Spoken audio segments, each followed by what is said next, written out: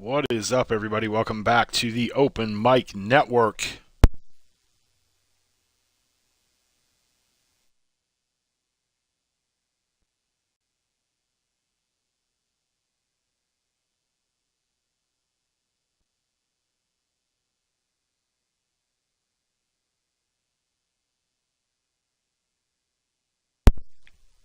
We will get started in just a second. We're going to give everybody a chance to get in here.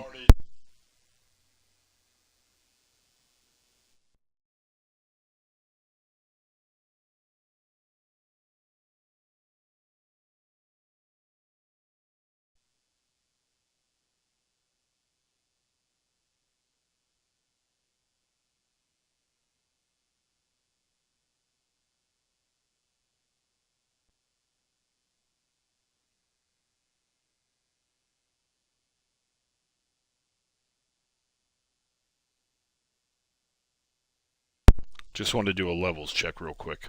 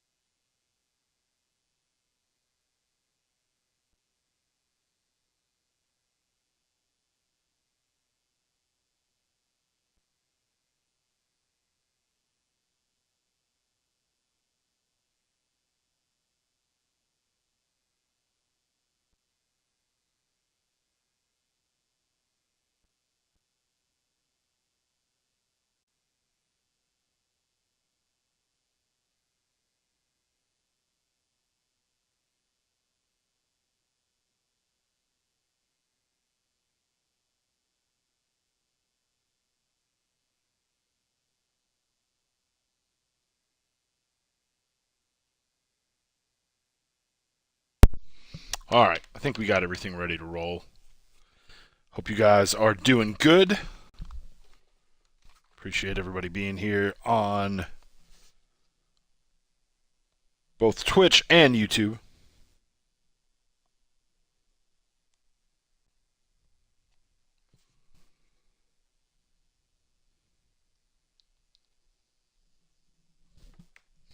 All right, I think we got everything ready to roll. Getting a little feedback there. All right, so if you guys have, first I want to apologize. I know we were going to try to do some Indiana Jones the tail end of last week. That didn't happen. And college football was the last thing we streamed. It's the next thing we're streaming tonight. But if you missed our last stream that I had, Thursday maybe of last week, I think. I did retire from MTSU. We have dominated this dynasty. We've won 10 straight national championships. And to kind of give the other guys in the dynasty a break, I did decide to retire and go somewhere else. I chose Army. We're going to try to make Army a national powerhouse again. And we're 10-0.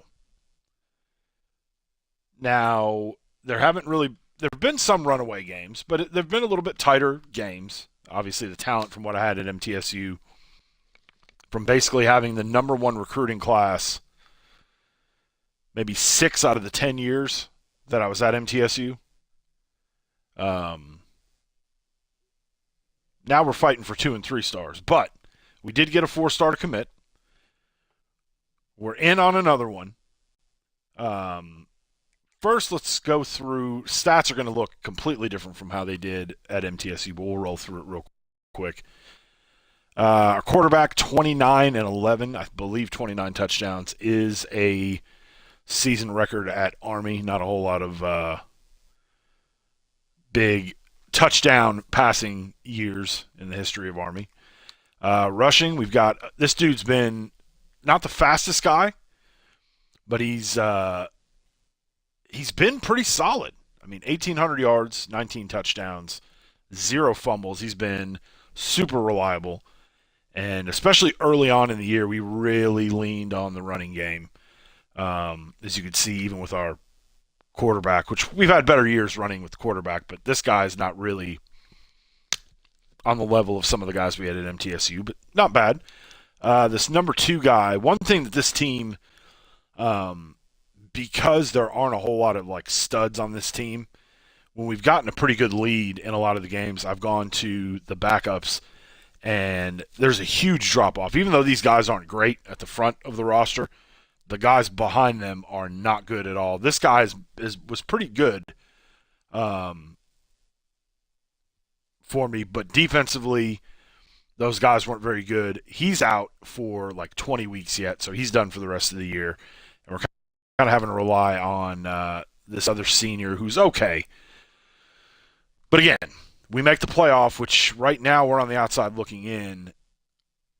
That's going to be where these number 2 and number 3 guys at some positions are really going to maybe be a big factor in a lot of these games potentially. So to not risk getting some of these guys hurt, we have gone to the backups a little earlier than I normally would. But this guy Berger, pretty good. He is leaving. The 4-star we have signed for next year is a running back. So those top 3 backs are seniors, so we're probably going to be plugging that freshman in right from the get-go. On the receiving end, this guy that I was able to sign in the off-season recruiting, I believe he was a 3-star. Low 90 speed, I believe. Let's see if we can see what his ratings are.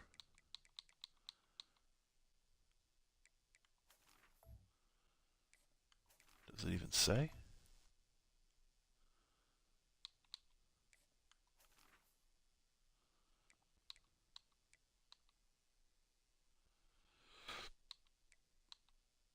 .90. So he's a 90 speed, not great. We had a lot of guys in the mid to high 90s at MTSU. Obviously, this is the fastest dude we got.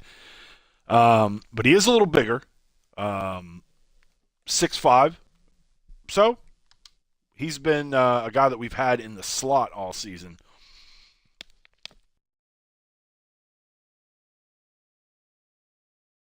And he's kind of created some issues for linebackers and safeties when we've done a lot of crossing routes.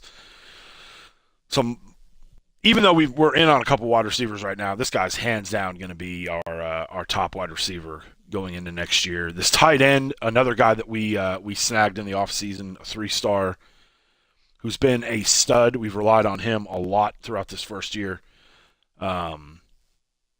Probably won't hit 1,000 yards with him, but 13 touchdowns is pretty good. This guy is the top receiver and maybe the top overall that we've got, but he's tiny, 5'8". In a normal situation, he would be a guy I would probably put in the slot, but we've got him out on the outside. And this guy is another one who, even though he's a higher overall, will probably remain. He's in that second slot. He's probably going to be in that second slot next year as well. Defensively, we've brought this defense with us from MTSU, and this dude's had a hell of a year. Right now, he is in the lead for the Heisman. But that's been the one thing that's been kind of the big difference maker is, and we saw that in some of those years at MTSU when, especially in the head-to-head games, the defense is what has won me the majority of the games that I've played in those head-to-head situations. And that's made the big difference in getting this Army team turned around. They weren't horrible last year. I think they're a 2-star. I think they had maybe 4 wins last year. There were worse jobs when I looked at where I wanted to go, but to me, if you take a bottom tier team out of the Big Ten or the ACC, I feel it's a little easy, a much quicker turnaround to getting some higher recruits and stuff like that. Granted, here we are, year 1 at Army, and we're knocking on the door of potentially getting into the playoff. But I thought this was a tougher road to kind of build a team up. So that's why I chose Army. And then this dude, who I believe had 5 interceptions last year, has secondary for not being. I mean, they've been okay, but I've had years where I've had starters in the secondary in the 90s, and they haven't given me this kind of output. So pretty happy with that.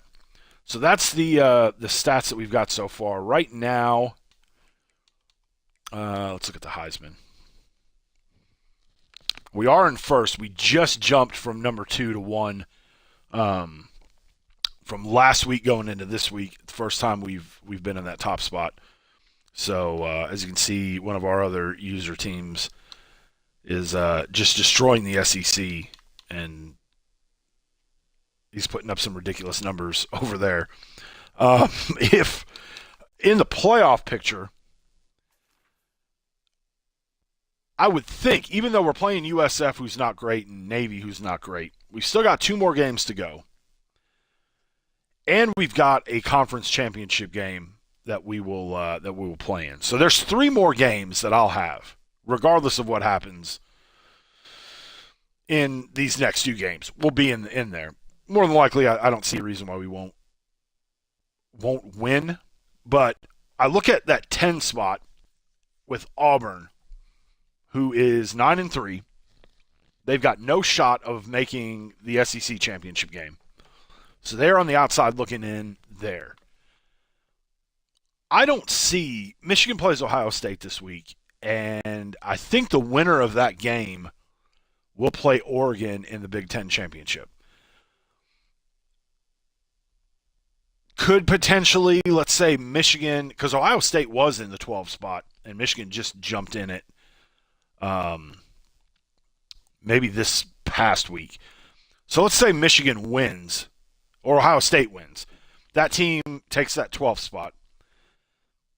Oregon, let's say Oregon wins the Big Ten championship game. That would put Michigan or Ohio State at 4 losses. Is that enough to bump them out of the playoff? Auburn is just sitting at 9-3. That to me is the most likely one that's going to drop out.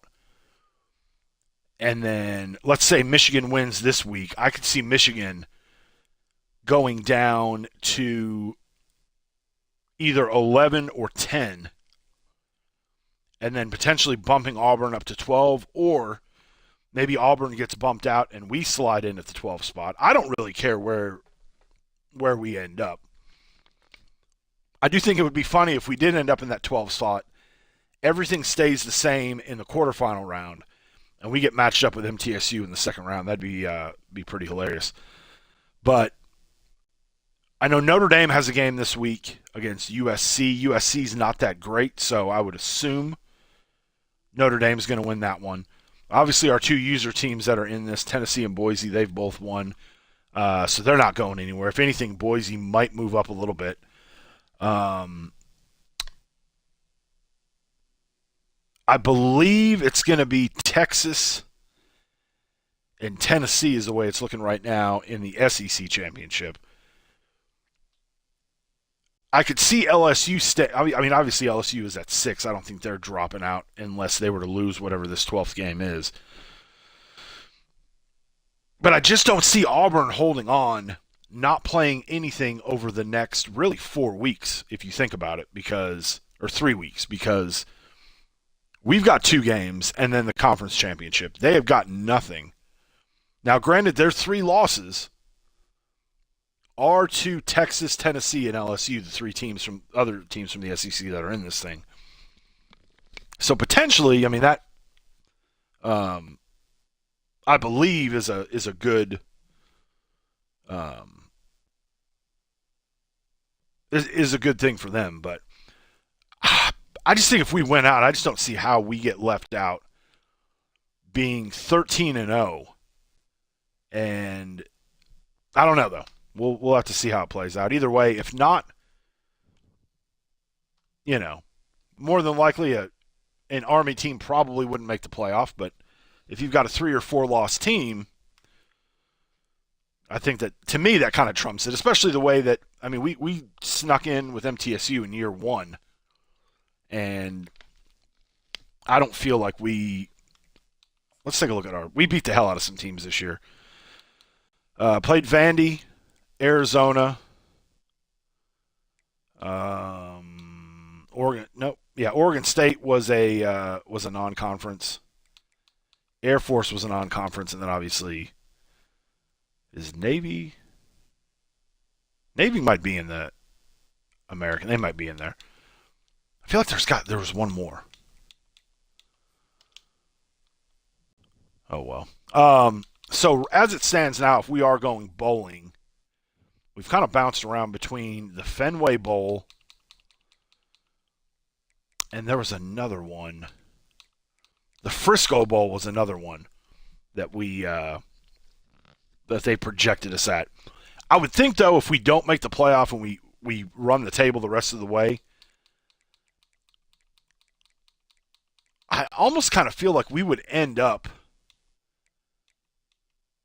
maybe with a better matchup, but there's really not. I mean, all the good bowls are really tied up now with the playoff, so maybe not. Maybe the Fenway Bowl. I don't know. Either way, we'll see how it plays out. Let's jump into. None of that will matter if we don't win out. So let's get to it. USF. See what our uniform options are for them.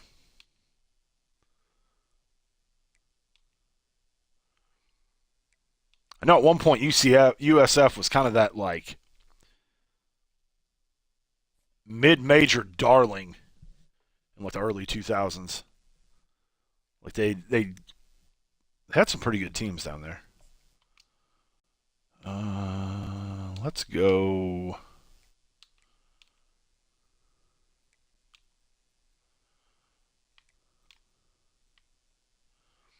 We'll go black pants. Or no, we'll go white. We'll go all white with the gold helmets. All right, let's see what we do. Appreciate everybody being here. Hope you guys are all having a great week so far.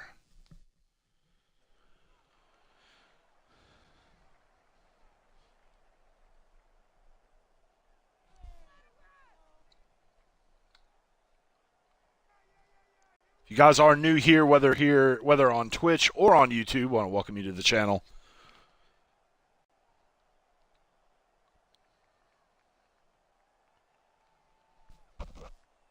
Let's find a way to send these seniors off with an L.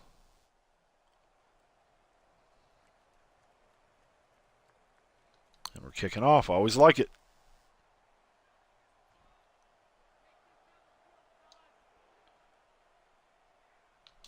They'll take a knee.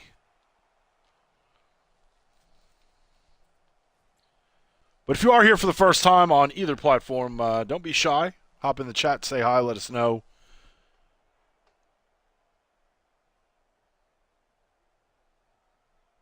Oh, God, more stream bots. Or view bots, I should say.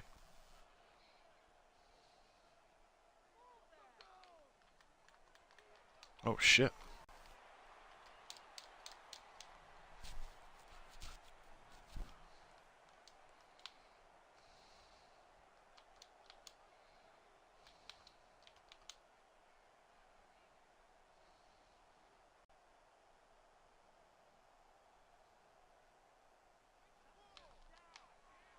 There we go.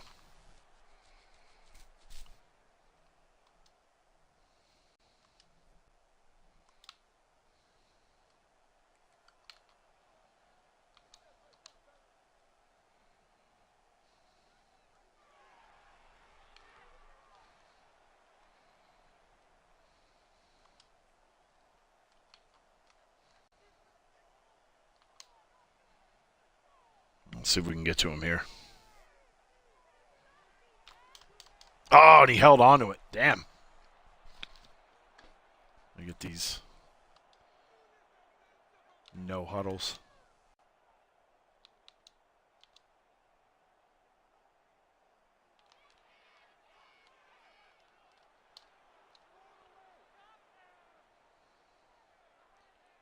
Looks like MTSU won.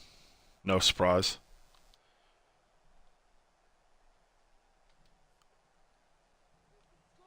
I mean, don't get me wrong.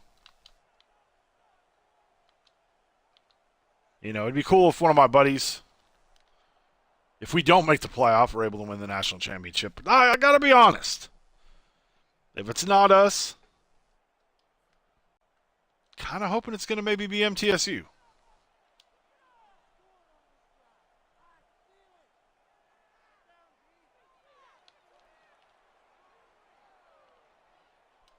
Because we left that cupboard packed. And we had the #1 recruiting class last year too, before retiring. All right. Let's see what our boys can do here.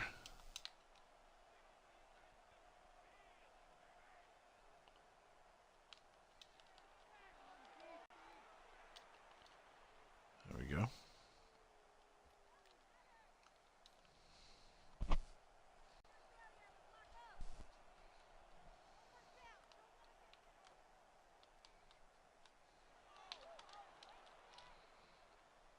Got the first down at least.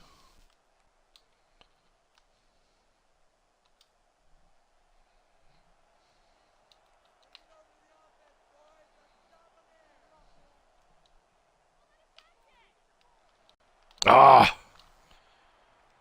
Thought maybe we could... Normally I wouldn't go through the line there. I would go to the right. Fuck.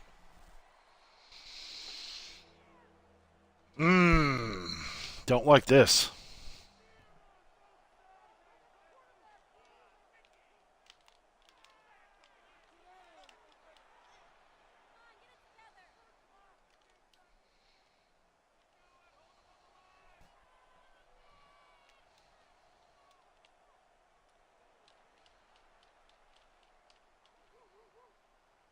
Nice 6-yard gain there.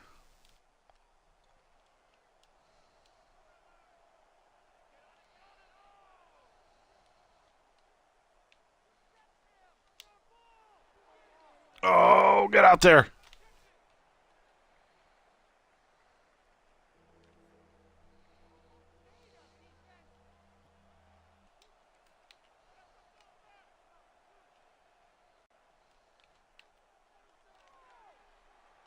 Did he drop it? We're going for it.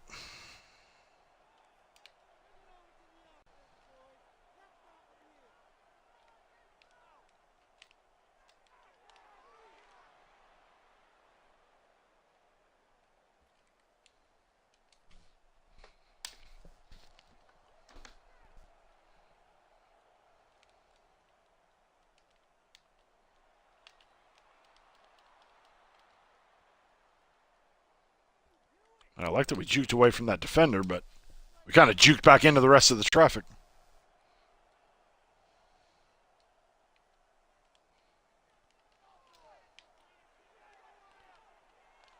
There we go.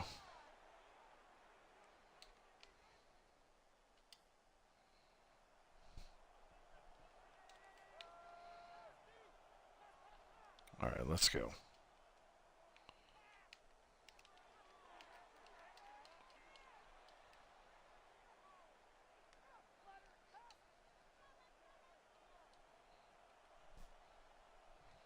All right, let's go.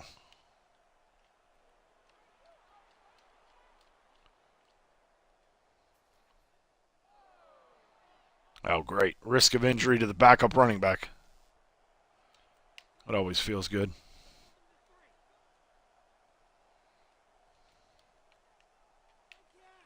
Interception.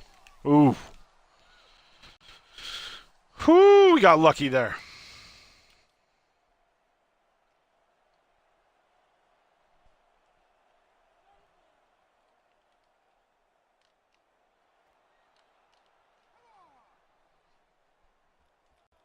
Now,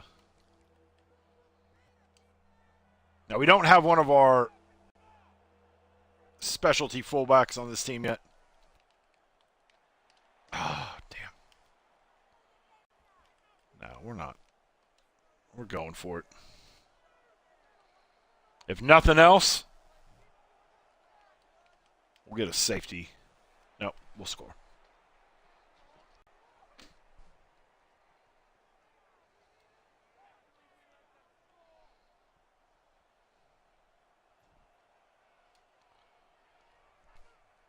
All right, first on the board, 90 yards, 3 minutes of clock chewed.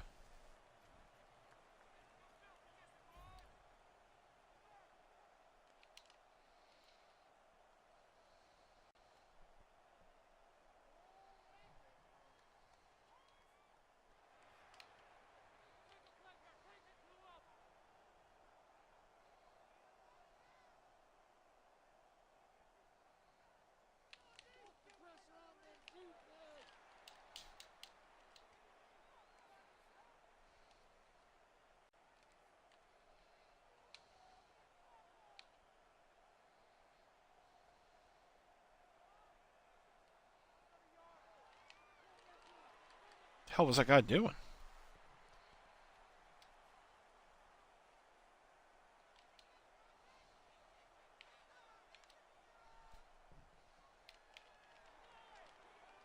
Shit.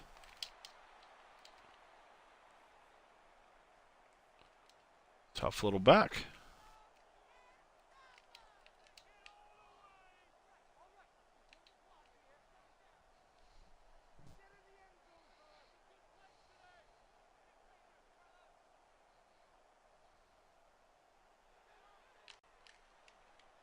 Untouched.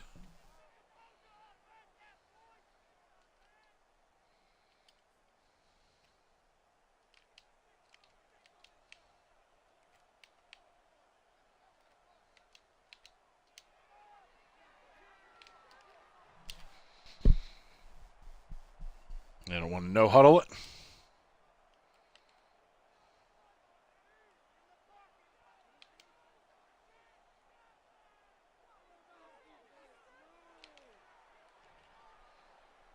There we go.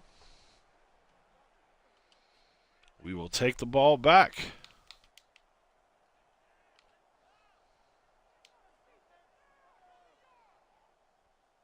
let that go into the end zone.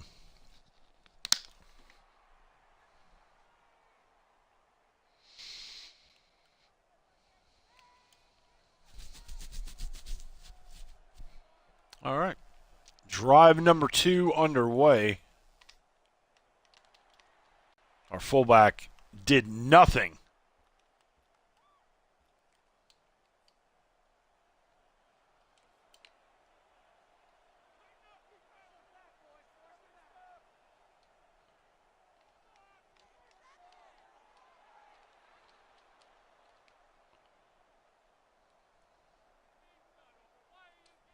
I don't think he was going to take it too much further.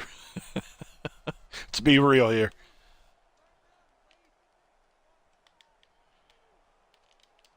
Oh, fuck. I probably should have just tucked it and ran.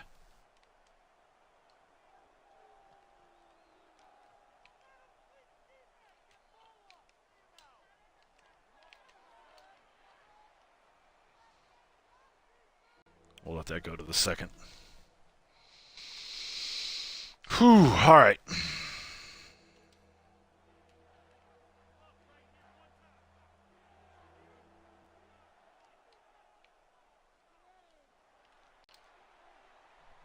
No, we're going to punt this one.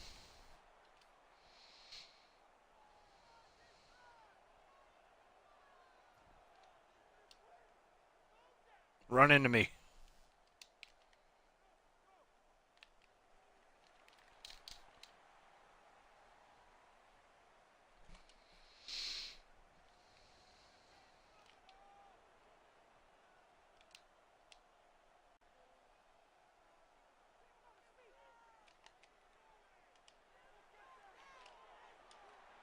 Damn, he got it.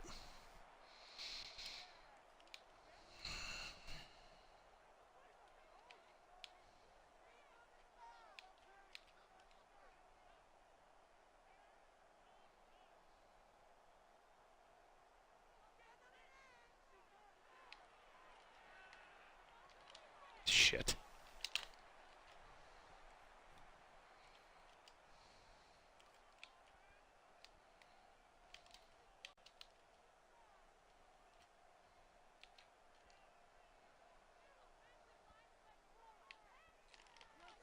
Shit. Yeah, I fucked that up.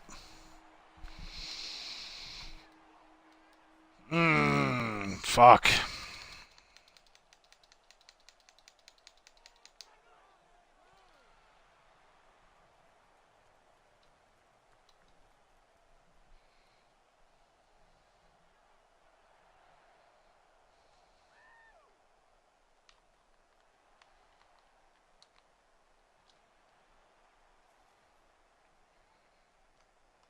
Should have probably just let that go into the end zone.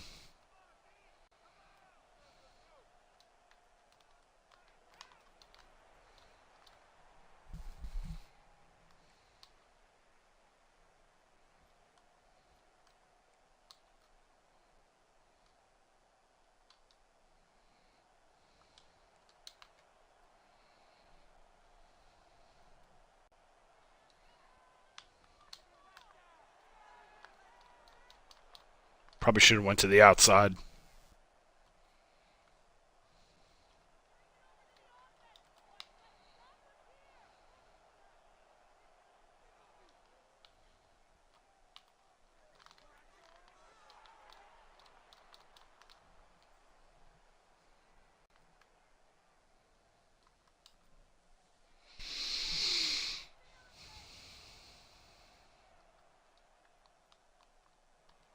Son of a bitch.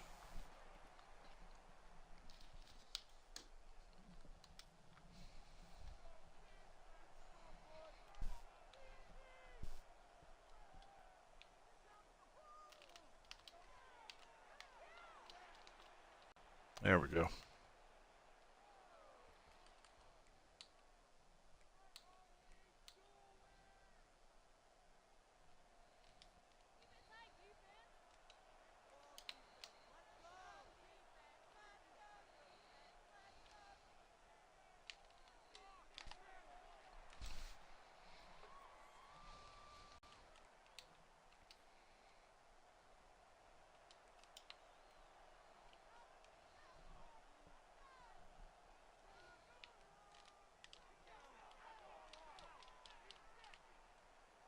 Big 4 yards.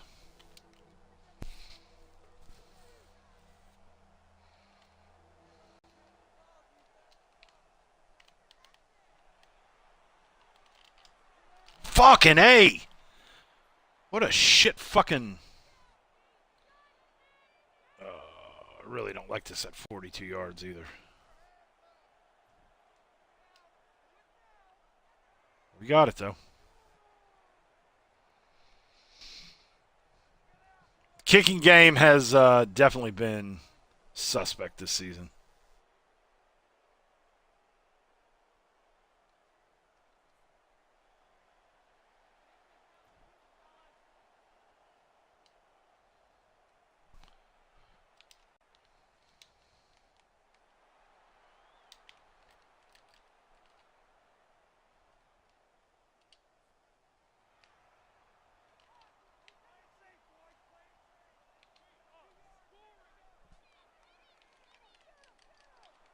There we go. Want to no huddle it? Fine by me.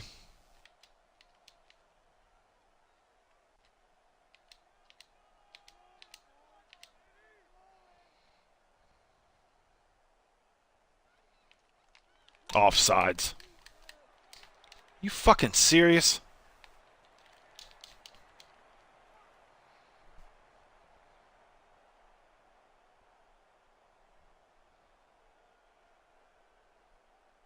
Holding.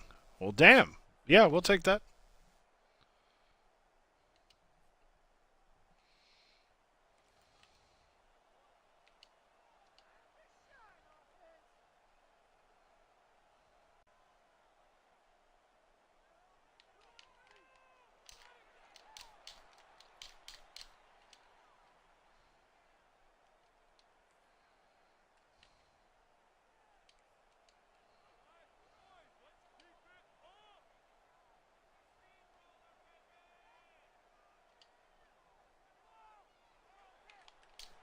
Well, that was not what I called, and we got lucky as hell there.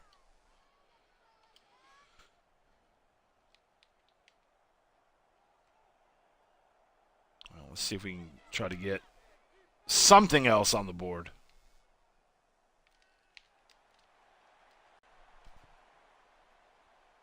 We'll take an injury to them all day.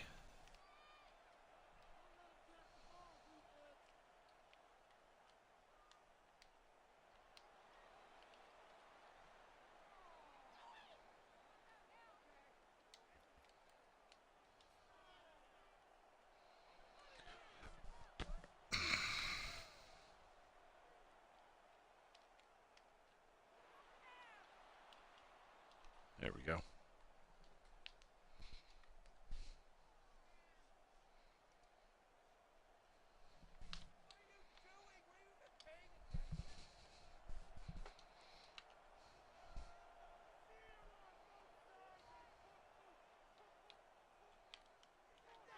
Fucking A.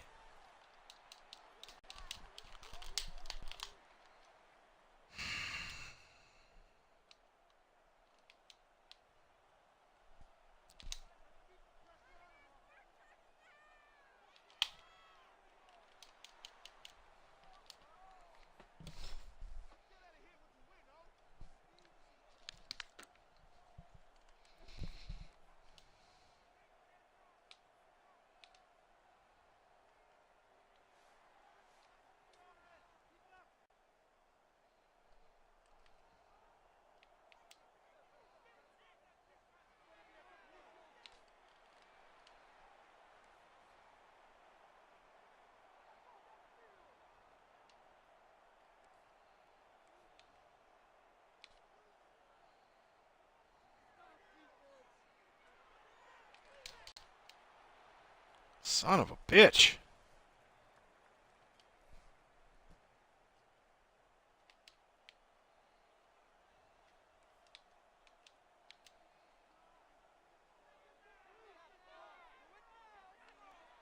We not going to fucking make a tackle?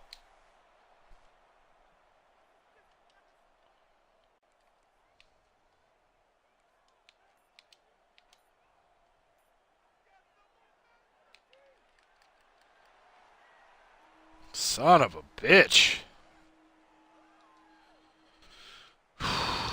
College football playoff may not even be an issue at this point.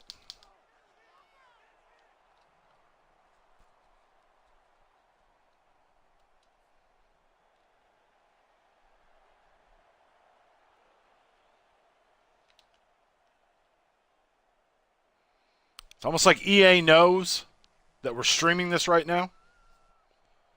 So they're like, oh, we'll amp up USF.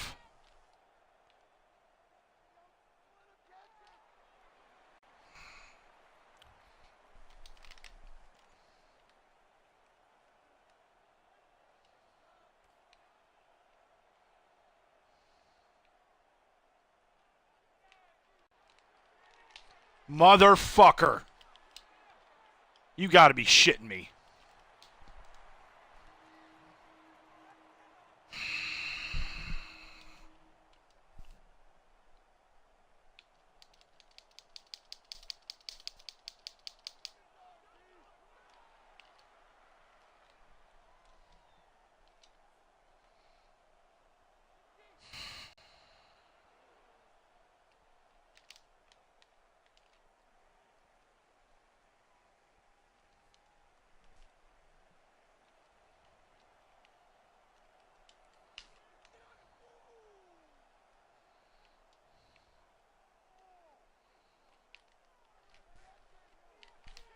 And he couldn't fucking hold on to it? Are you fucking kidding me?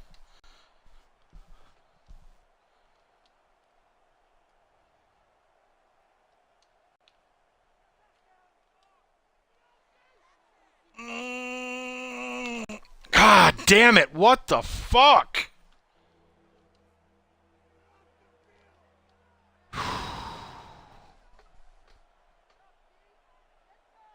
I might, Terry.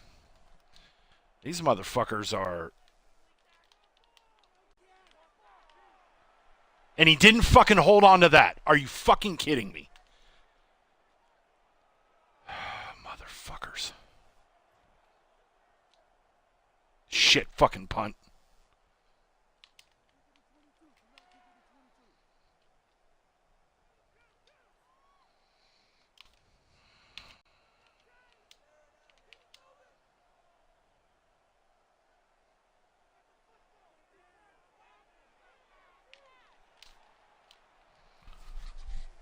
We can't fucking play defense now, apparently. Maybe the top defense in the fucking game this year. And we can't play defense. At least he didn't complete that one.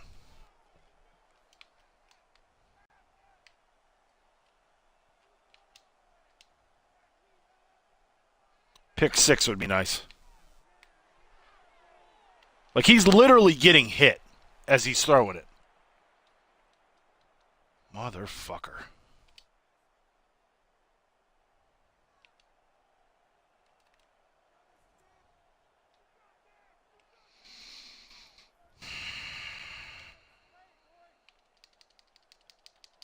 We have blocked some. Come on. Nope.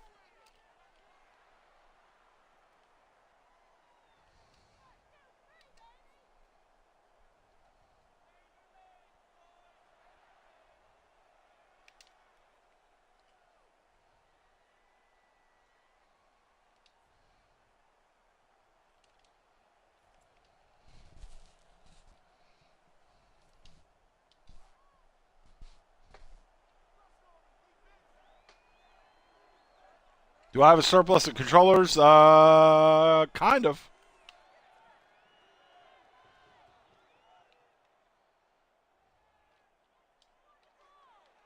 I mean, we're not going to get this, but at least we completed a pass.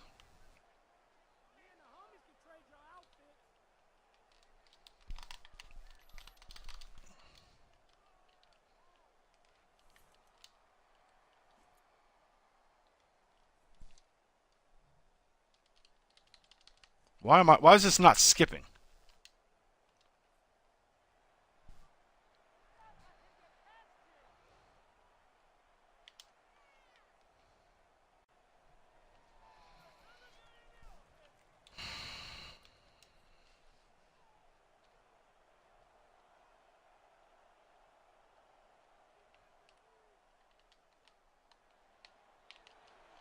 Get the fucking first down, man.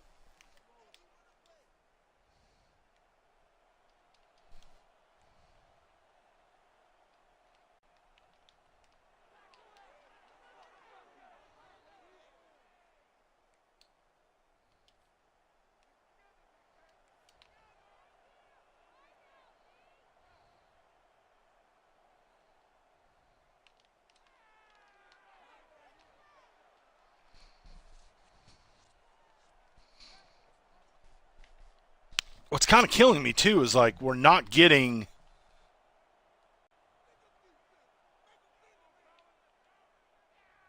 Why is the running back getting caught up there? What the fuck?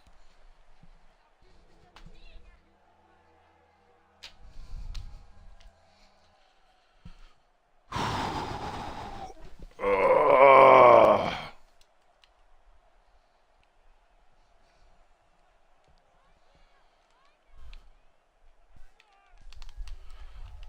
So we got the first down at least.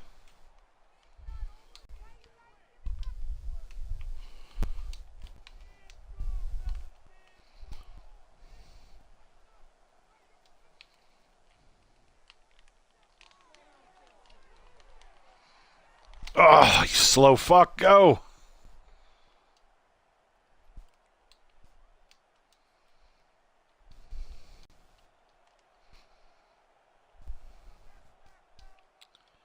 I'm hoping maybe we shoot everybody out in the locker room.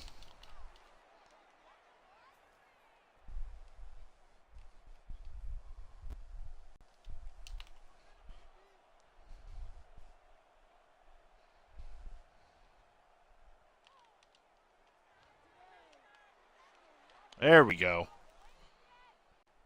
Those are kind of the pickups that, like, we've been able to get. I feel like in this game, for whatever reason, we've just not been able to get them.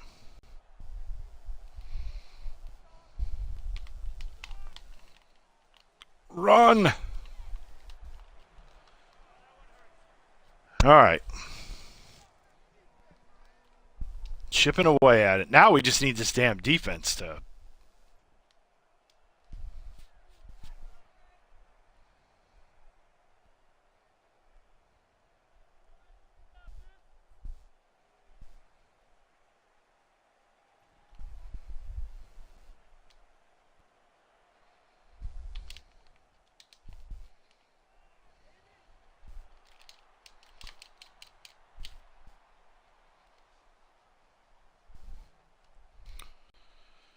All right, let's settle down.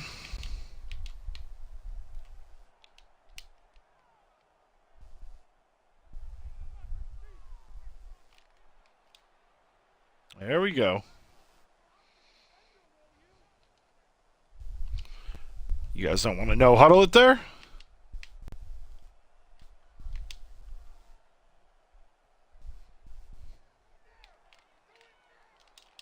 There we go.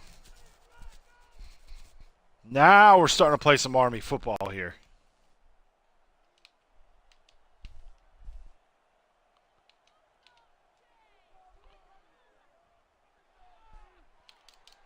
There we go. All right, maybe I just need to turn the ceiling fan on. It cooled off a little in here. Don't worry, Terry. We're not going to stroke out. We got plenty of liquids. Got some cold air blowing on us.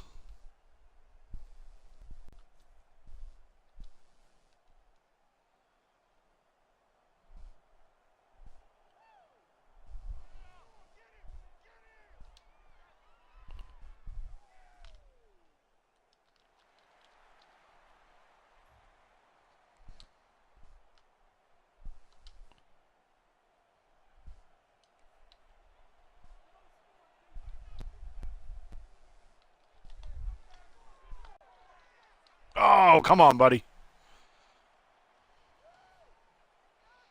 Get across that line.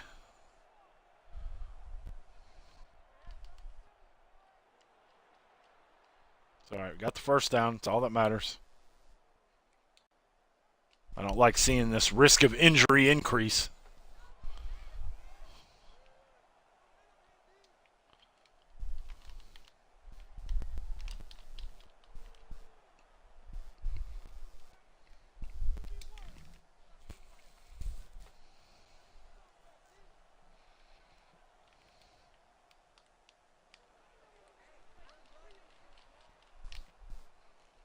Nice pickup.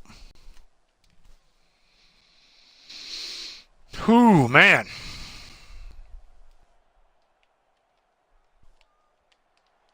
Get in there.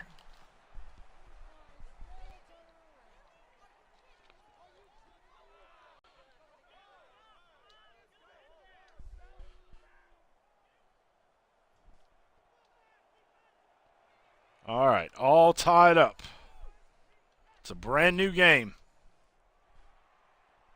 We saw the momentum swing in their direction. What felt like pretty much the whole second quarter, and now hopefully it's going our way.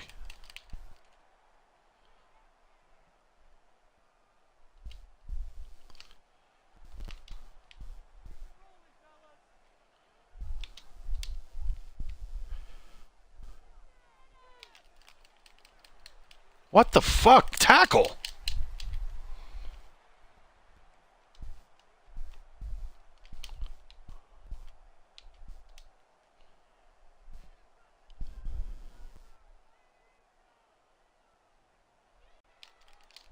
Fumble! Oh!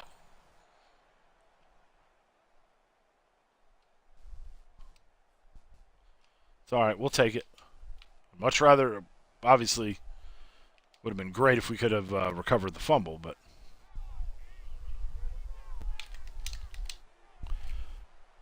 of course they're gonna give him the first down. Why not?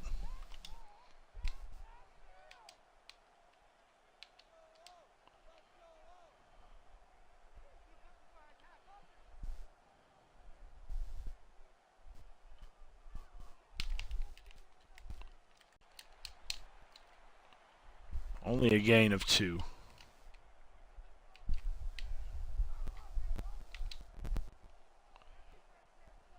Come on. Nice.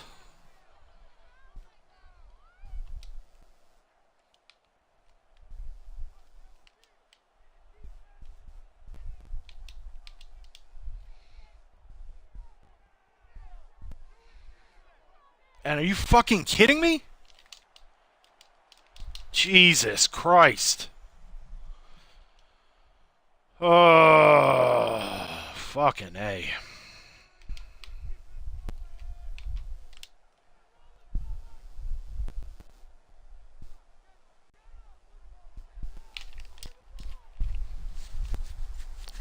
Maybe I shouldn't have been talking up our DBs like I did before the game.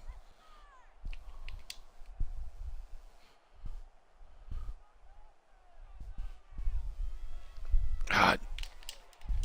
All right, if we could find a way to hold them to a field goal, that would be huge.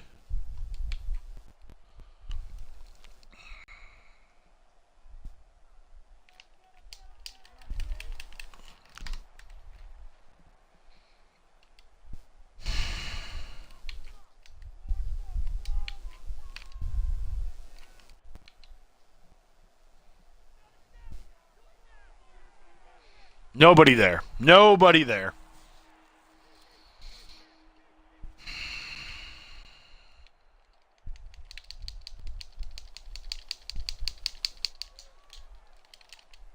How do how did we not block that?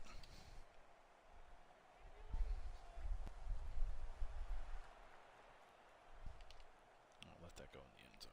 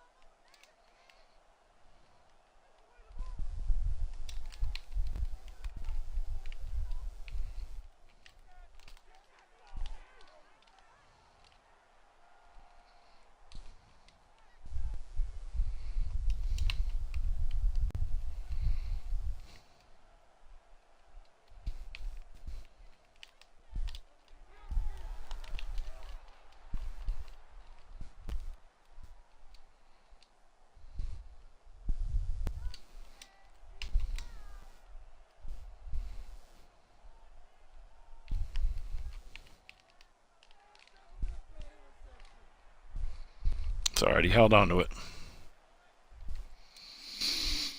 Come on. I don't care to see all this stupid shit.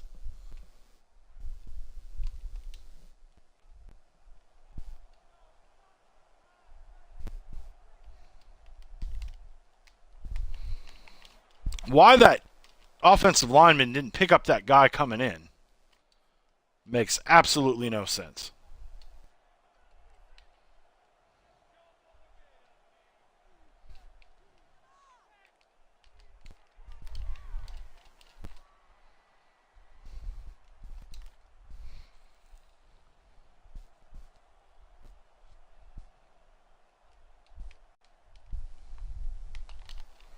It's all right. We got the first down.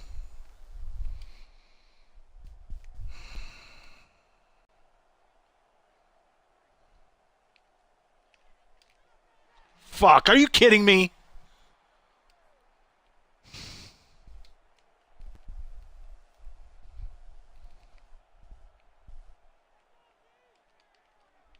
Touchdown.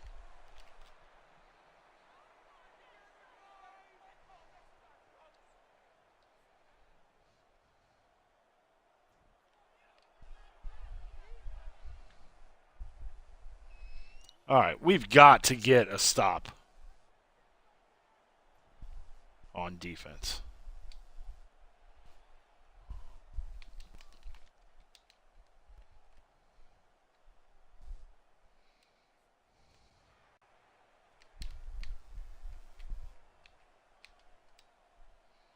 Come on, boys. We need a stop.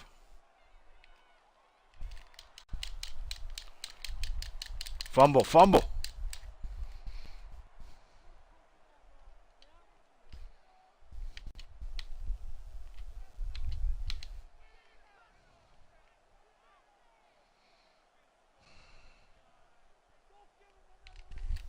How are we missing him?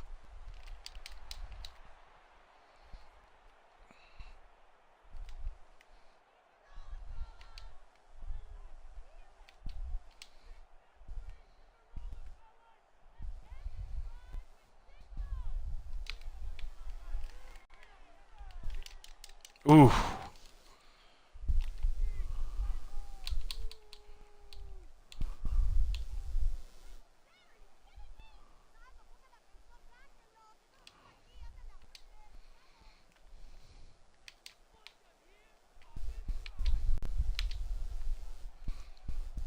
All right, come on.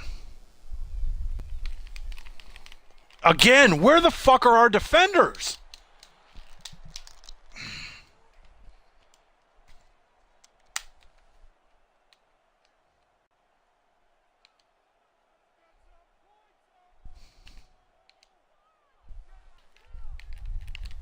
And again, nobody there.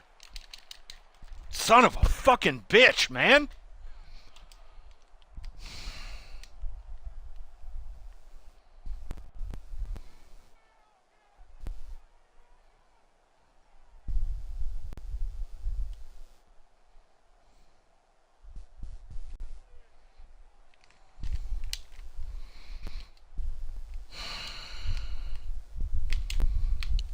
Fucking no huddle bullshit.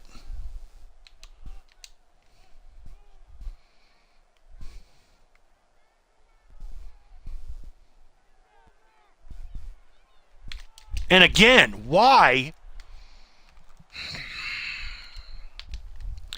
I don't understand why all of a sudden we can't play fucking defense. Got him that time.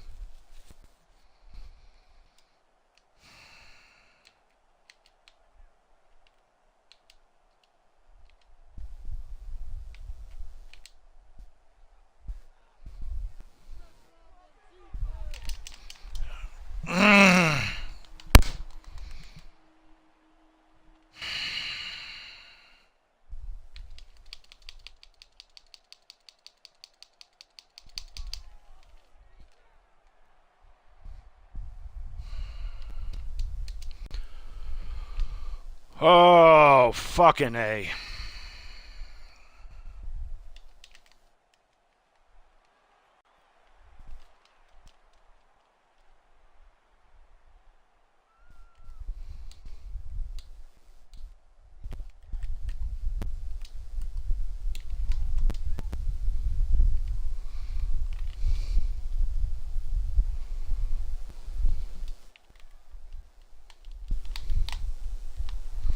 Go, buddy. Go, buddy.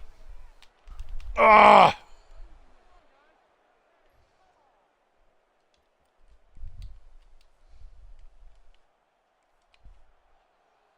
So Michigan wins. I mean, again, none of it matters if we can't.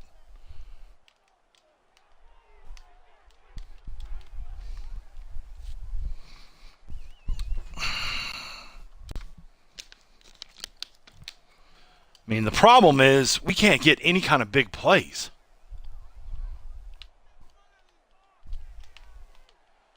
Fucking missed it.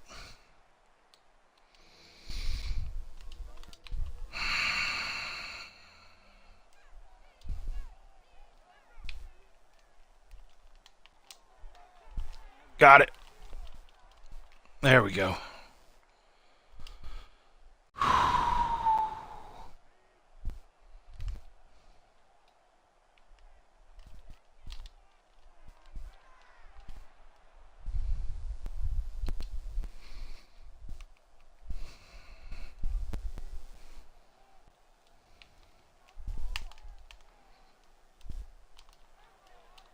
Oh, come on, buddy.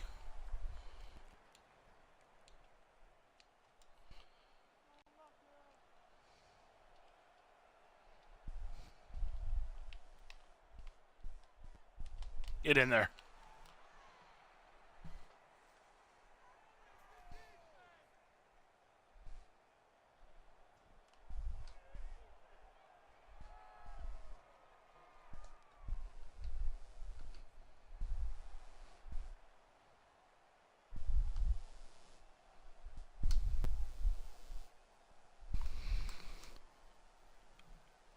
All right, I got to take a leak. I'll be right back.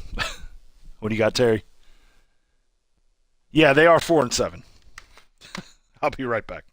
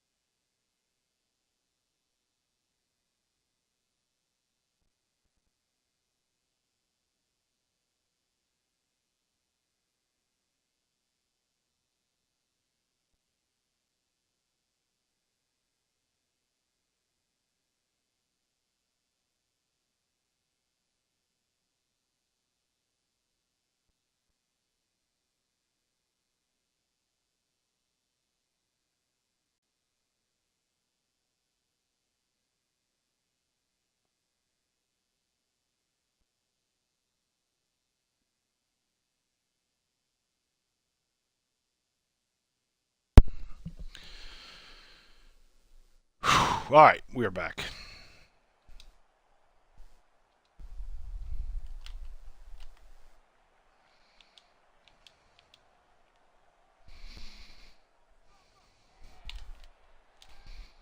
There we go. We like that.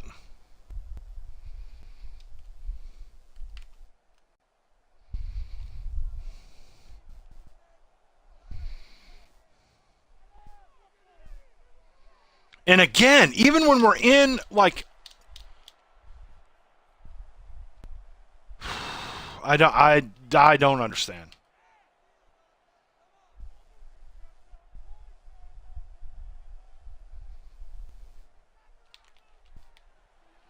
Oh, we're just gonna fucking just let him move down the fucking field. Are you serious? God damn it.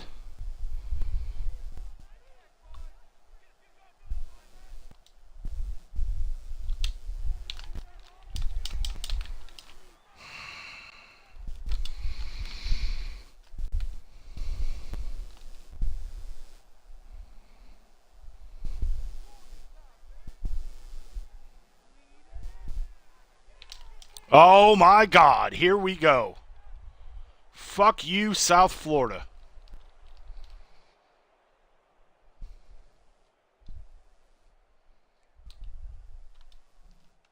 Woo!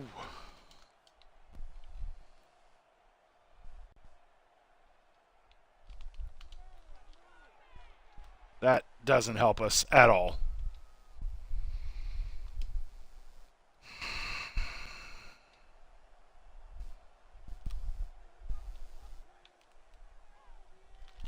Oh my God, what the fuck, man?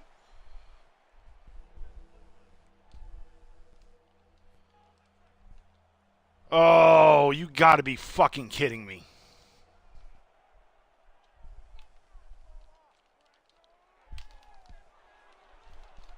Don't leave that fucking tight end open. Don't do it.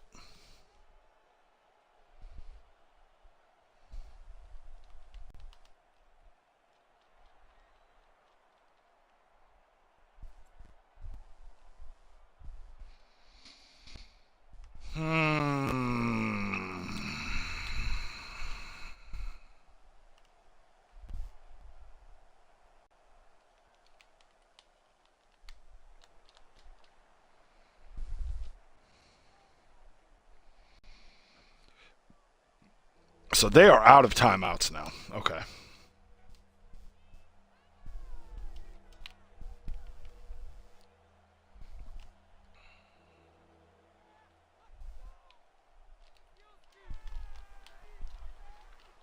Got it.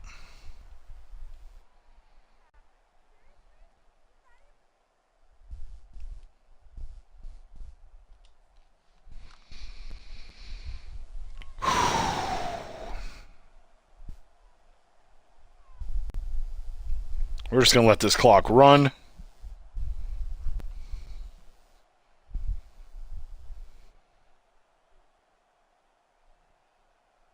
I don't want to leave them any time on the clock.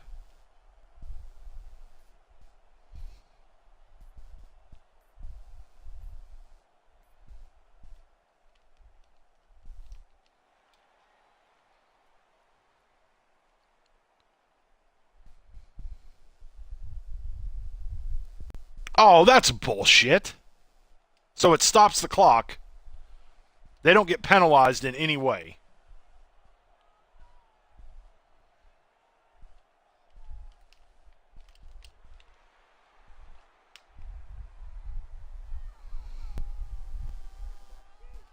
That was bullshit.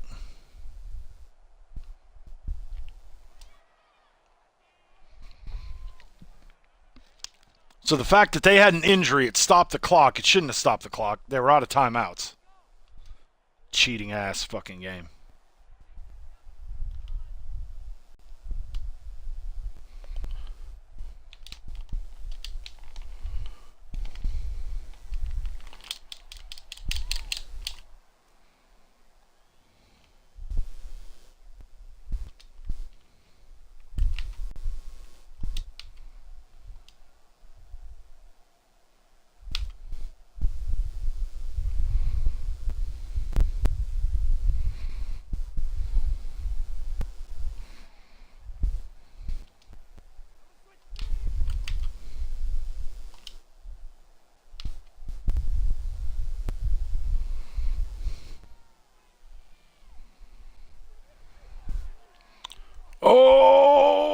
fucking A. But they don't have... Oh, come on.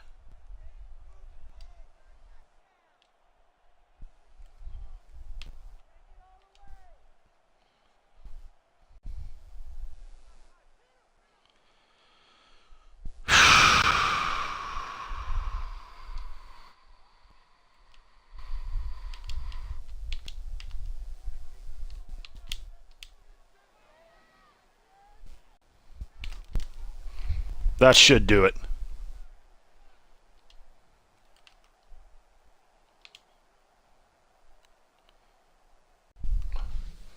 We dodged a bullet here, boys. We got lucky.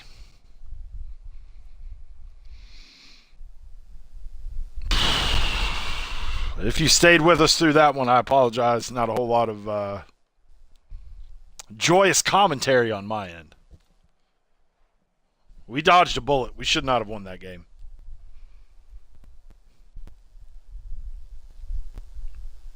But I kind of feel like they tried to fuck us at the end with that injury. Which I get it. It's a legit thing, but it's a bullshit thing too.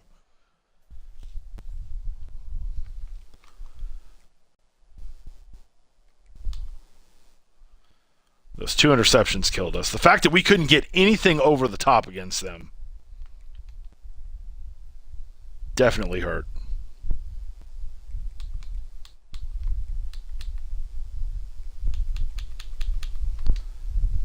And yeah, I don't really feel like we got to the quarterback. Who was it who got that interception? I don't even remember. Let's see.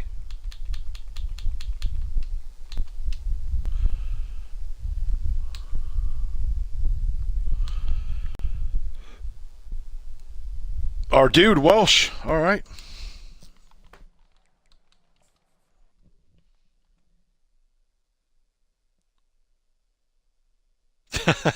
I know. They're trying to help out our opponent, but we dodged a bullet, somehow walking away with the win. Whew, that was not fun.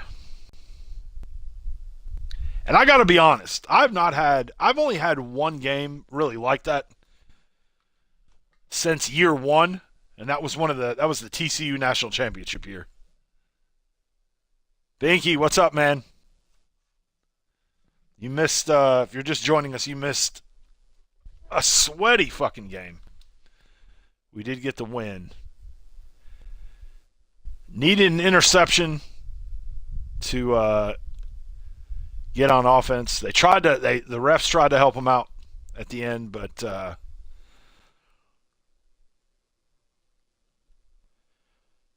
oh, okay. We still got the Army-Navy game. I was like, what the hell is this? We still got one more regular season game. All right. We got UTSA, who I kind of don't feel that we played this year. We'll look at the schedule here in a second. Well, we have dropped. We got another guy in the top 5. All right. What do you guys think? Oh, yeah, we're undefeated. 11-0. Ready for Saturday? Binky, we're going to do a reaction stream live here on Twitch during Elimination Chamber and on YouTube as well. I did it for the last 2. I did it for Royal Rumble and Survivor Series. Rumble, we had a lot of people early, and then it kind of slowed up. Survivor Series, we had a lot of fun with that one, so definitely come and hang with us for that. We'll probably do the matches that we're seeing as they're happening and do some predictions and stuff like that. All right, what do you guys think? Did we crack the top 12 for the bracket, for the college football playoff bracket? Who are you going to see? I know you're a South Carolina fan.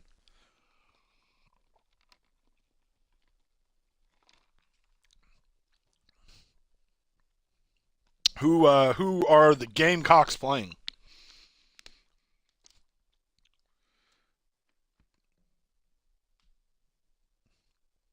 Arkansas. That should be a good game. Binky, I've actually coached a game on that floor. Now, granted, I was an assistant coach, but I have coached a game. I don't remember what the arena's called, but our school did play a game in that gym on that floor. The summer after, it was when Frank Martin was there. It was the summer after, right after they went, and South Carolina made it to the Final Four. We went there for a team camp. And actually one of the better team camps we went to. And it was kind of a last-minute thing that we went. But, yeah, we were there 3 or 4 days. We stayed. We stayed in the dorms. And the ones we were in were actually pretty nice. Like, I had my own room, my own bathroom. Or actually, my room and one of the other coaches' rooms, we shared a bathroom in the middle. But yeah, we played a game on that floor. 1 or 2 games at the main arena. I know the very first, like, we rolled into town, and our first game was there.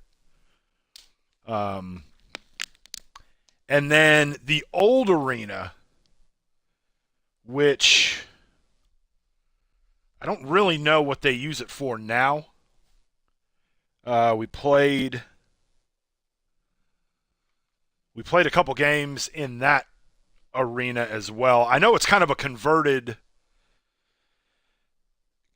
for something else. I don't know if it's what volleyball uses now or what, but you could actually see, like, in like the upper deck area of the arena, like the old seating and stuff, which I don't think any of that was even open. I think they had like lower bowl seating. But yeah, one of the better team camps we've been to. That one, and what was I'm drawing a blank in Kentucky. Hold on. I'll be able to tell you in just a second.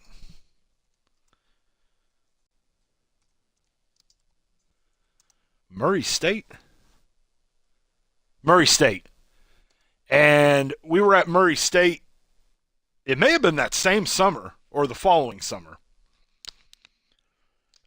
And their coaches were great. The coach that was at Murray State is actually the coach at LSU now, Mike McMahon. I think Mike's his first name. McMahon, I know, is his last name. And their coaches were great. Like, we had a pretty loaded team that year. And so every time we played, their coaching staff, or at least a few of their coaches, were there to watch every one of our games. And the funniest part about it was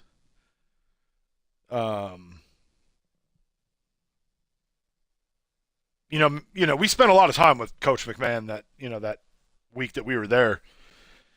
And he was telling us about a guy, he's just like, we're a mid-major school. Obviously, we're competing even in the state with like a Louisville and Kentucky and stuff like that. But he's like, we got a kid here, a young kid, that we think has a chance to be a lottery pick. And it ended up being John Morant, which that was a couple years later than John Morant was a top, 2 pick, 2, 3, whatever he got drafted that year. Because what was it, Zion? I think Zion for 1, and then John Morant was 2. All right, let's see. What do you guys think? Did we make the playoff bracket? Are we in the playoff at this point? Any guesses in the chat? That loss that we had, or that win that we had, was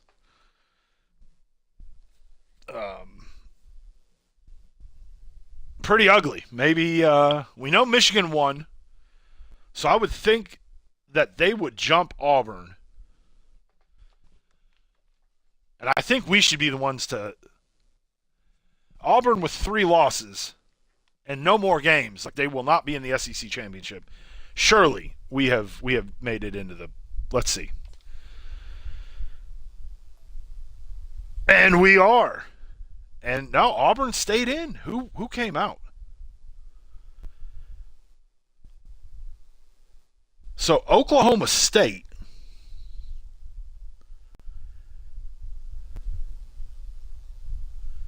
Texas is gone.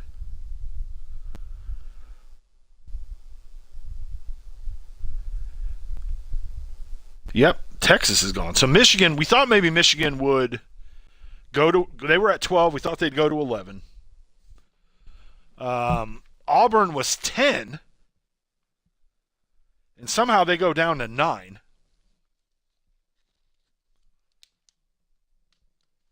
Apparently, let's see who. We'll come back to the bracket here in a second. Who did Texas lose to? Well, first let's see. I can't remember if we played UTSA or not. We did not. So that'll be a first-time meeting in that one. All right, so who did Texas lose to? Let's see. We are the only game. That's the one cool thing about being at Armory. We do get that. We're the last.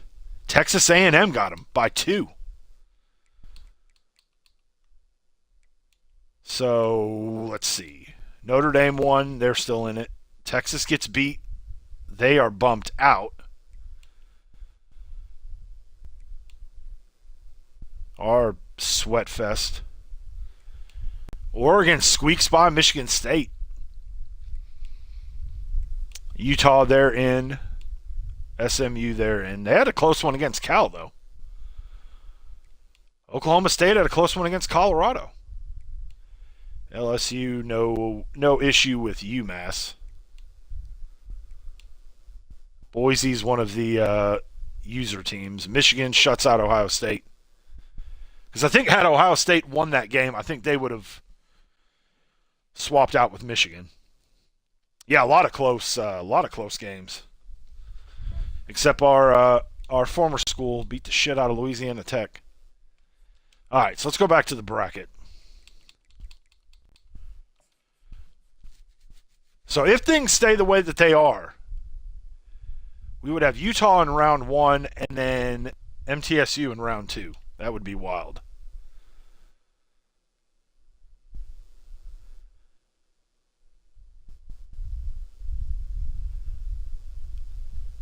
But again, we've got to not only beat Navy, we got to beat Navy, but then we've got to take care of business in the conference championship.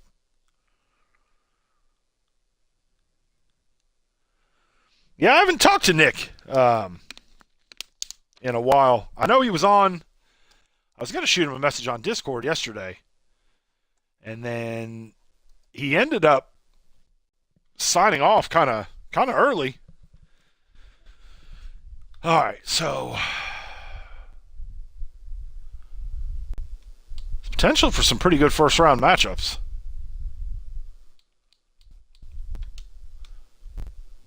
All right. So can we see the conference week? Probably not. Let's see. We can. So MTSU will have UTEP. Boise will have to play Oregon State, who I know they've beat earlier in the year. Oklahoma State at Utah. Both those teams are playoff teams. If that could potentially shake up the bracket a little bit if Utah were able to win. How far, obviously I would think that would put Utah in that top 4. But then where would it send Oklahoma State? Because clearly they're still going to make the playoffs. So both those teams are still in.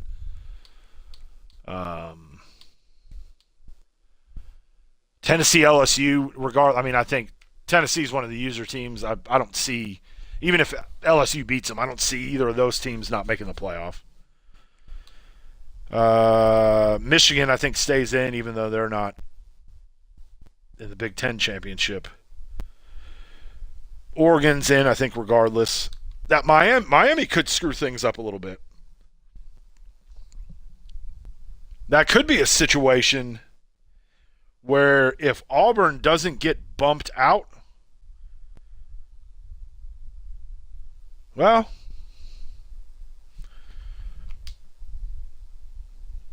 maybe. Where's SMU at? They're at 10. So maybe Miami would get in, SMU would be out. In that could be the one scenario where a loss there. I don't think SMU would stay in as well as Miami, but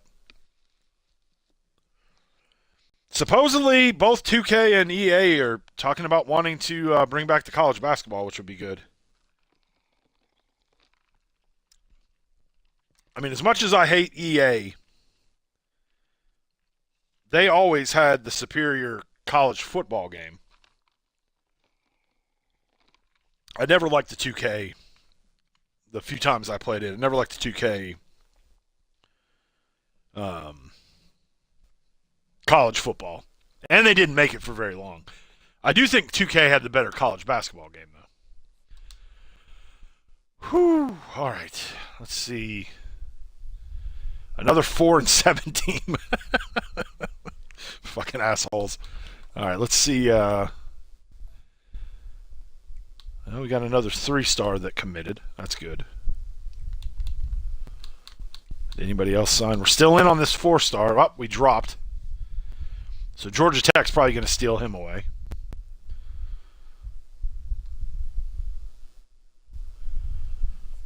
Actually, let's see. Can we... I could add another 25 to it. We're going all in on this guy. In the top spot for all these, we should be good.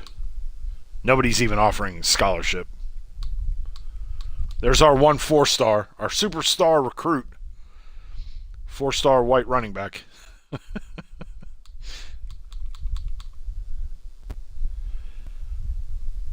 All right, so we're in the top spot on these guys.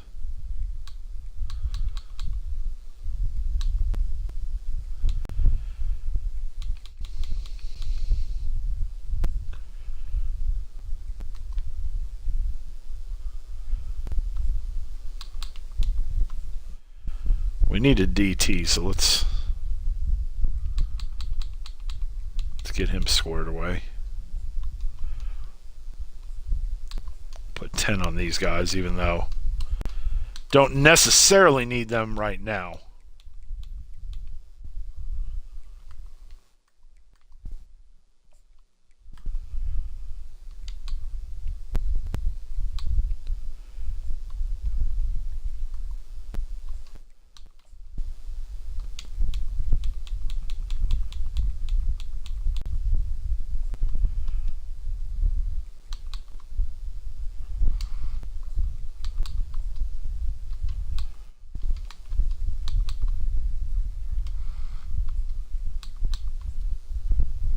Nope.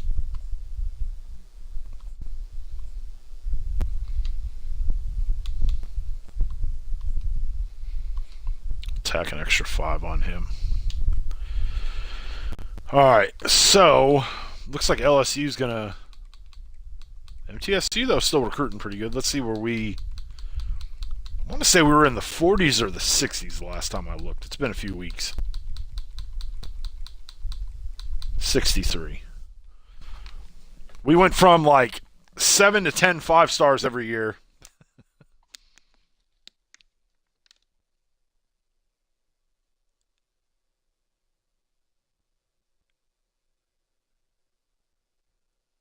Yeah, the one thing that I thought 2K did good was they had the March Madness show with Greg Gumbel and Clark Kellogg and the whole, like, that part I thought was very well done. All right, let's make sure we don't have any... Nope, still just our dude here. Let's see what we're up against here. Kind of curious what... We know they probably have run the shit out of the ball. I don't know if they still do the option on here. Yeah, not a whole lot of passing. really not a whole lot on offense in general. What about defense? We're going to have to watch out for McKnight and Ferkser. But I think we should be able to get some stuff over the top. That USF was ridiculous. All right, let's see what our Jolly Rogers.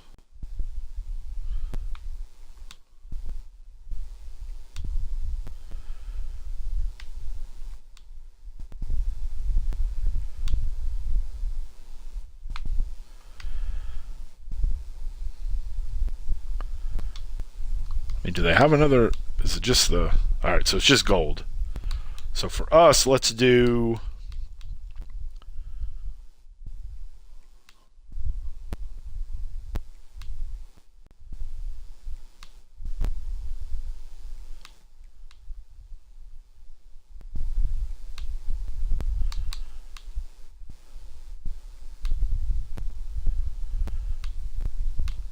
Go white jersey.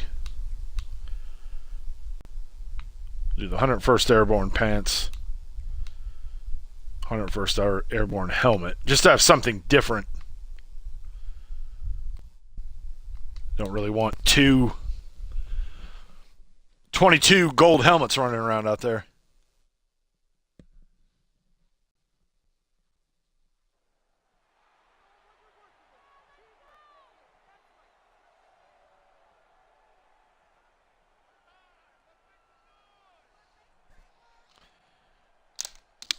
Yeah, normally it's the Big Ten teams that run college basketball, but this year I think it's going to be the SEC that's going to get all the teams in.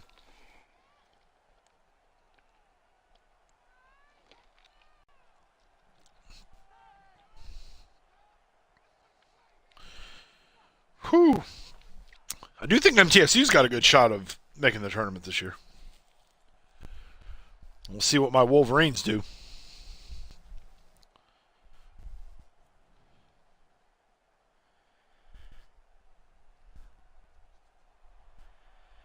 All right, let's smack them in the mouth.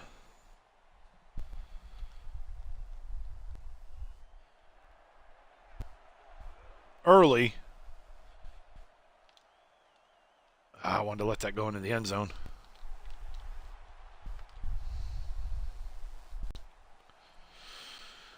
Whew. But I appreciate everybody being here tonight. Hope you guys are all having a great Thursday.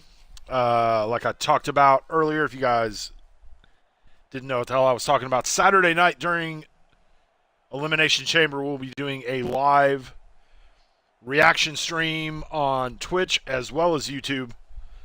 We've done it on YouTube the last two, the Royal Rumble and Survivor Series. We'll do it again this Saturday. So if you like the wrestling,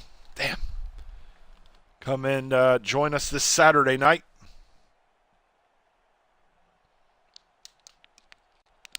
Maybe they'll get hot. Maybe they'll make a run in the tournament. You never know.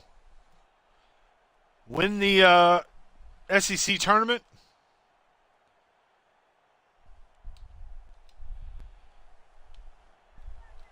It's an automatic qualifier there. You never know.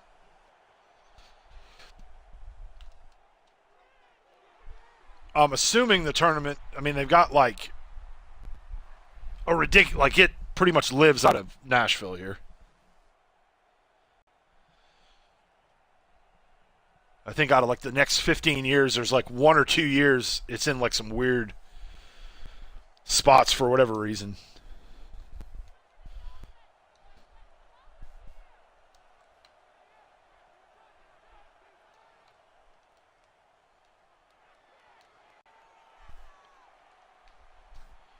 Couldn't get to the outside. But I do feel like we weren't really, like I get it, we did score a rushing touchdown with the quarterback against USF, but I didn't feel that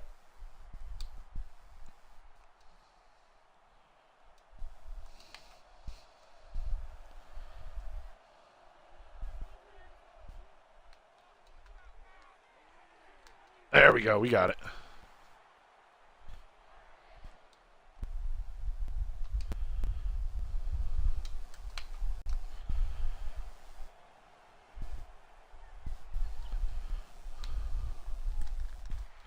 Shit. They were coming in hot there, weren't they?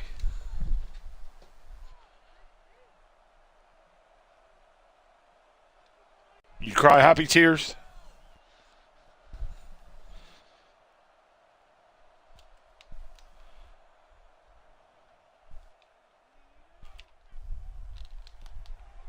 There you go.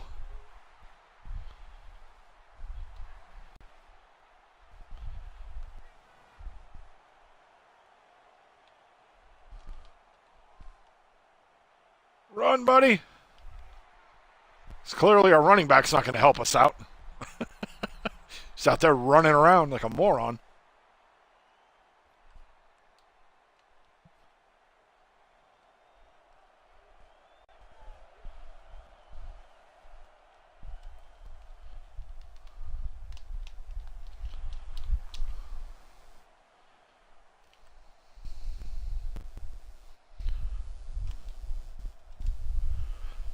That last game did put us over 2,000.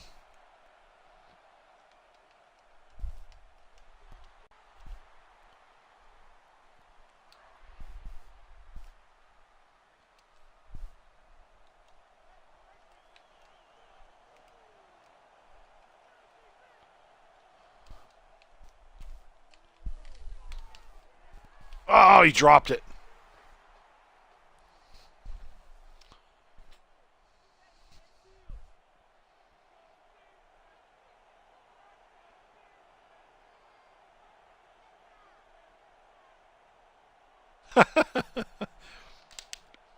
We will do Indiana Jones at some point. It's the pay-per-view, so it's not... Well, I mean, I guess technically we will be... Oh, I dropped it. Oh.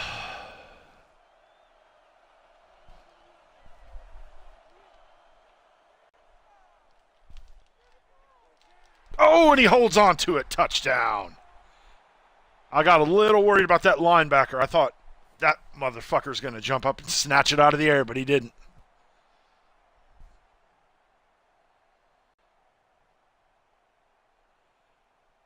We will do...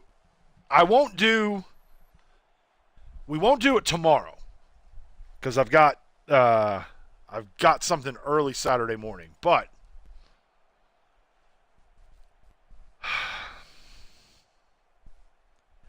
I don't know. I'll see. Well, I'd like to say maybe tomorrow afternoon, but I don't know.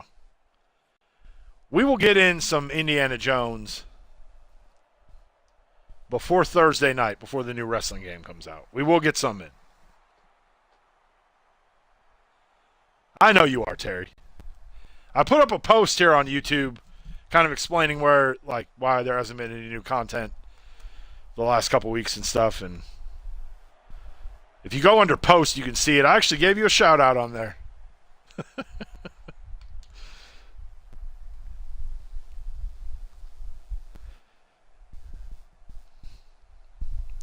Now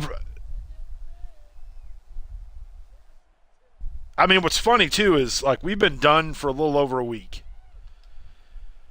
My Apple Watch has been sitting on my desk since probably Tuesday night. Haven't had it on, hasn't been charged, just been sitting there. I'm in lockdown home mode.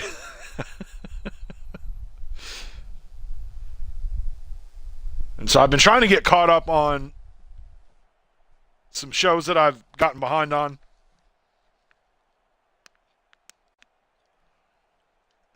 And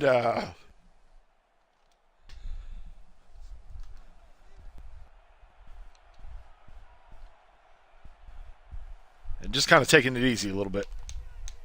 Yeah, it's that fucking triple option. Gets us there. Whew.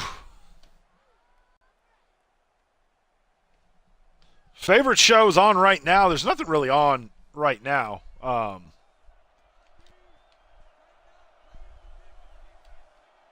I mean, I was a huge Walking Dead fan. We did finish. What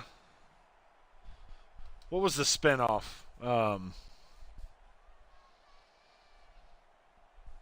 Fear the Walking Dead. My wife and I did finally finish that. We had the last half of the last season we hadn't seen yet, so we did finish that.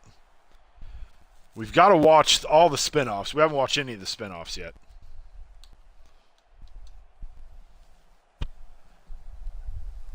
I went back and there's a crazy, like very crazy story that I'd heard about. My wife is from Indiana. You know, we don't really get up there very often now. But like the first few years that we dated, and even like the first couple of years we were married, we'd go up there, you know, pretty frequently. And there's a story that I had seen about this family up there that had adopted this girl. And then they didn't know if she was like really an adult that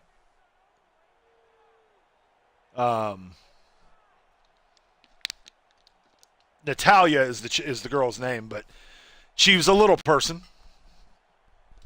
I know some people on Nick's stream would get upset if you said midget. A little person. But oh shit. But they thought she was trying to kill him. She like it's crazy. But I'd like before there were any documentaries on it or anything like that. Like I'd seen this thing and I'm like, this is fucking crazy. And so like, and I want to say like one of the times we were up there, like, you know, I'm talking to people up there. I'm like, you know, because it wasn't anywhere close to where my wife was about 2 hours from Indianapolis. This was like right outside of Indianapolis. I'm like, if you got like, what are you guys hearing about this thing? And they're like, nothing. And then of course, like right after that, it like blew up.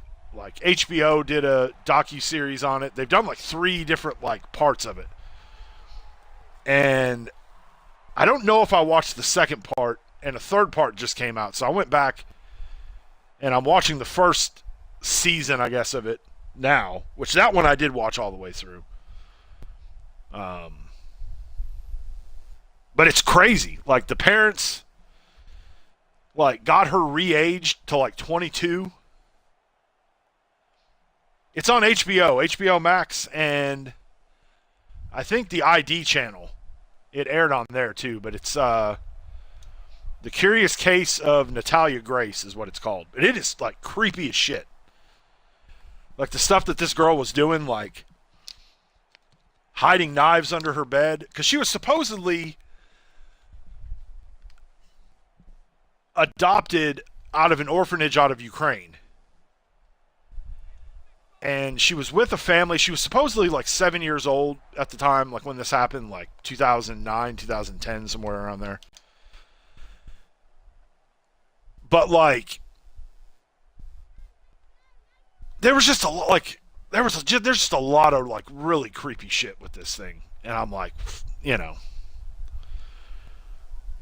But if you have HBO, check it out. It's there's like 3 seasons or 3 chapters or whatever. You don't do creepy shit.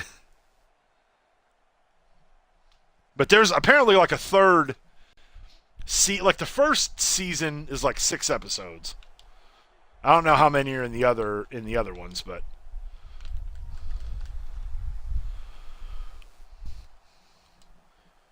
it's and they're making an actual show that comes out I think in March on Hulu.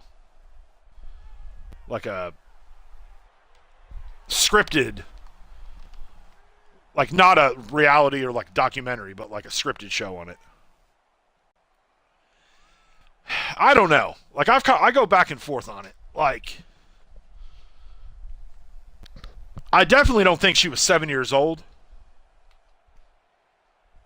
But I don't know if she was in her 20s like they were saying she was.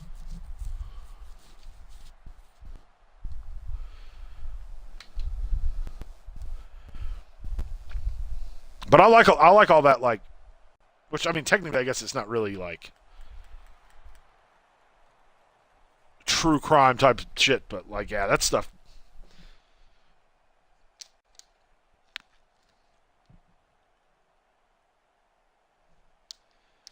Got to be prepared, Bank. There's some crazy ass people out there.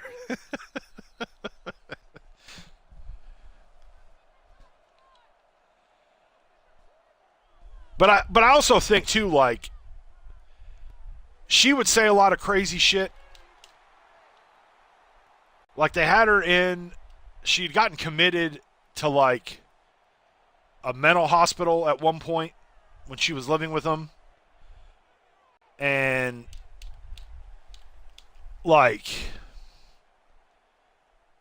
what was weird too was like when they first, there was another family that had adopted her, and then they gave her up. It was a closed adoption. You couldn't ask any like, they wouldn't give up any kind of information about like why they were giving her up after adopting her from the Ukraine and stuff. But this family in Indiana basically, like, they were trying to adopt, I think they were about to adopt a kid from, where was it? There was somewhere that had like the really bad tsunami. Was it Taiwan? I can't remember. But they were like really close to getting a kid from there, and then that tsunami hit, and like everything like got shut off. And so they got contacted by this adoption place out of Orlando that was like, we have this kid. We know you guys were supposed to have get a kid. That's been kind of put on hold. We've got a little girl here, but like you've got to like get down here tomorrow. And so they go down there, they get her, and she's supposedly 7 years old. And Channel Zero, what's that on? Because I think we have, right now I think we've got every streaming service except, I don't have Apple right now. That's the only one we don't. The only one we don't have.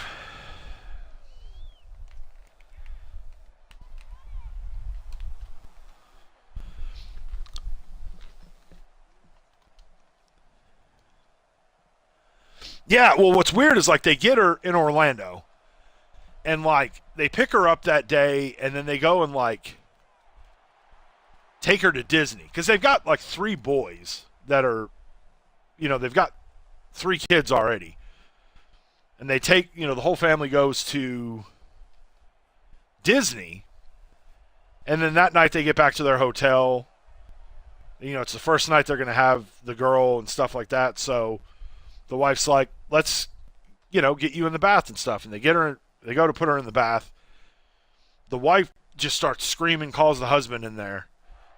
And, like, hold on, I got to grab a drink real quick. Creepy as hell. But, like, the wife's giving this kid a bath. And she's supposedly 7 years old and has pubic hair. And so they're all freaked out about that. Then when they get back to Indiana, the girl ends up having a period. And they're freaked out about that too, for a 7-year-old. And so there's all these like red flags that are like really creeping them out. And so they end up like she goes into this like, oh, shit.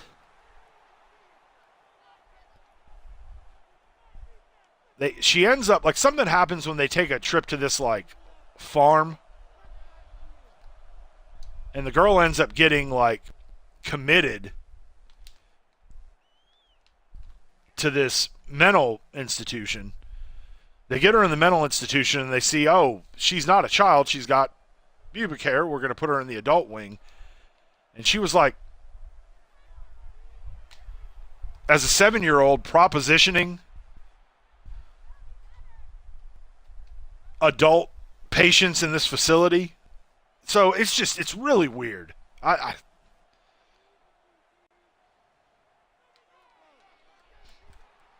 And I know sometimes, like, when you have adoptions in other countries, like, sometimes the birth certificate may not be on the up and up, or something, you never know.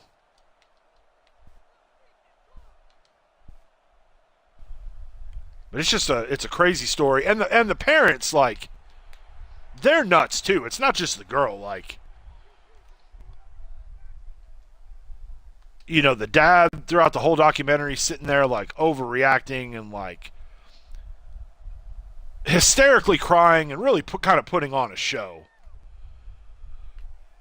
I mean, I think he's nuts too. I think the wife is nuts. I think the whole like crew of people is pretty nuts.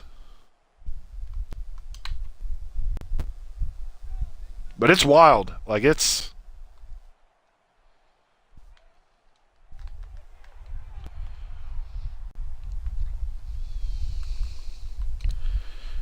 all right. Let's get serious here instead of screwing around.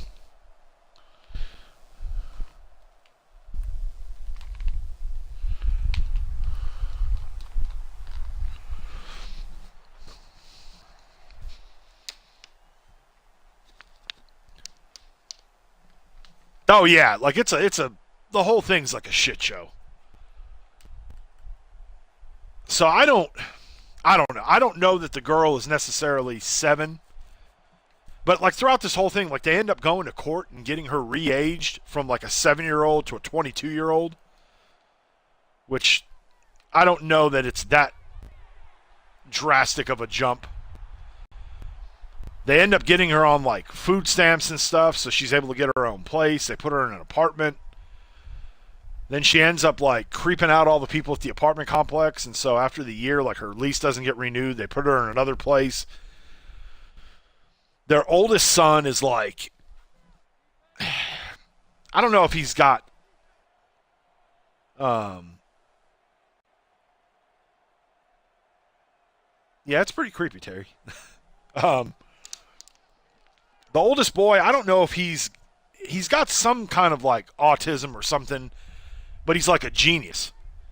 And he gets invited to, like, basically at 14 years old, he gets accepted and invited into this master's program in Canada at this college there. And so the whole family moves to Canada. They leave Natalia behind in Indiana. There's a lot of crazy shit that happens in Indiana while,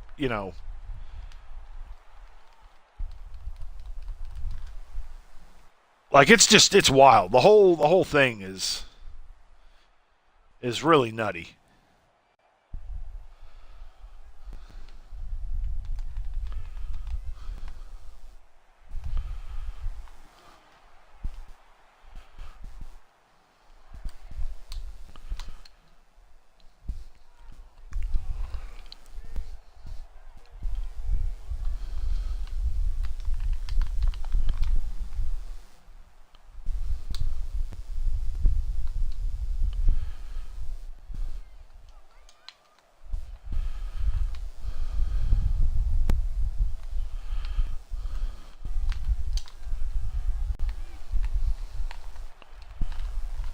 Hey, we gained a couple yards.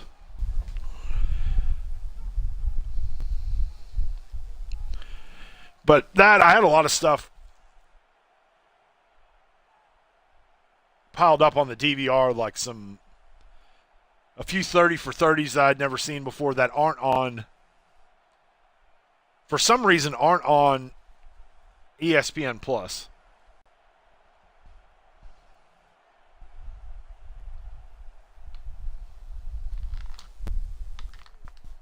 Oh, and he drops it.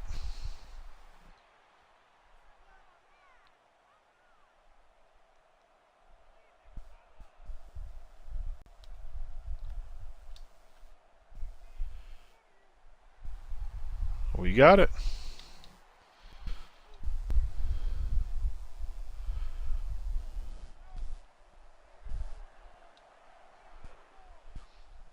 I watched there's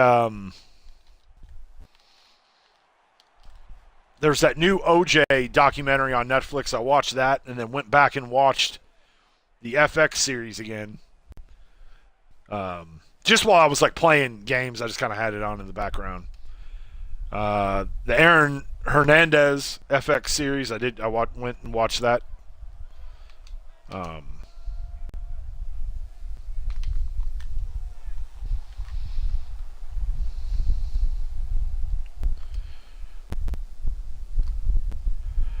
I know there's a new season of Yellow Jackets, which we watched the first season. We started the second one. I think we made it through like an episode or two and then didn't finish it. Got rid of our Paramount thing, ended for a few months. And then we've had Paramount again since like September, but we need to finish that second season. I know a third season just came out.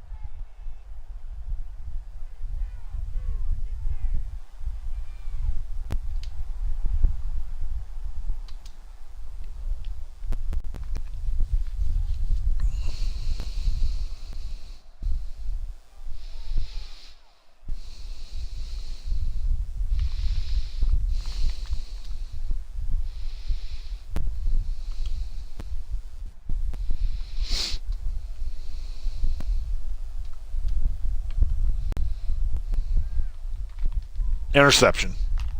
Ooh. We got lucky as hell there.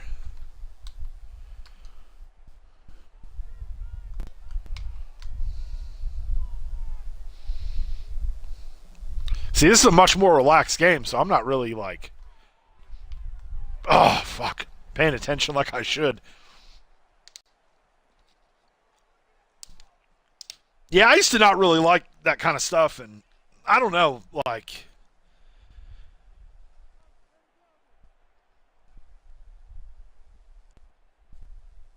I found that I started watching some more like documentaries on some of these streaming streaming services. There's a channel on YouTube, a guy called Mr. Ballin, and he does these like real creepy, like basically tells like stories. And it's pretty wild shit. But with some of those documentaries, like especially on like some subjects that,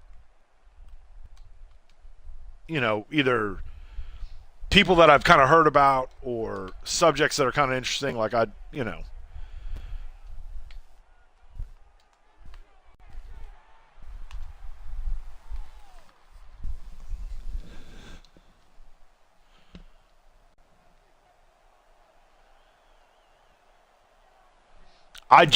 it's on AMC Plus. We had AMC Plus until the beginning of February. I had it for like 3 months. Oh, shit. What are we doing? I thought that was a pass play. See, that's what I'm saying. We're not paying attention to what the hell's going on. I think the only thing we watched was like the 8 episodes of Fear the Walking Dead that we needed to watch, and that was it. Because it was like a Black Friday. Get in there. Where I got like AMC Plus through Prime for like $2 a month or something like that for like the ad-free version of it. And that's that December. I guess we had it for 2 months. That's like the worst time of the year for me. December and January, because not only do we have basketball going on, but we put on a big Adidas event every year right before Christmas. So that week is out the window. And then most years we go on out of town somewhere. This year we stayed basically and went played in a Christmas classic locally or between Christmas and New Year's. So it was good from the standpoint that those were long days, but I was at least able to sleep in my own bed. We weren't on the road in a hotel. But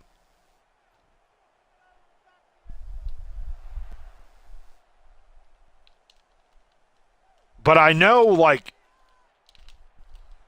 the first spinoff which was Negan and what the hell was her name? Glenn's wife. That spinoff is not on demand on AMC. It's not on Netflix. It's not on any of them. Maggie, that's right. And I don't know why that one, like, all the other ones are now on Netflix. But for some reason, that first one isn't. But I know you can sign up for, like, a 7-day trial or a 1-month trial for free or whatever with AMC Plus. So I'll probably just use, like, a different email address whenever we're ready to, like, watch those. And so when I do, I'll have you remind me, Terry, what that show's called or what that movie's called, and I'll check it out. Because with AMC Plus, that Shudder, I don't know that I've ever watched anything on the Shudder portion of AMC Plus, but I know it's a part of it. Oh, right off the hands.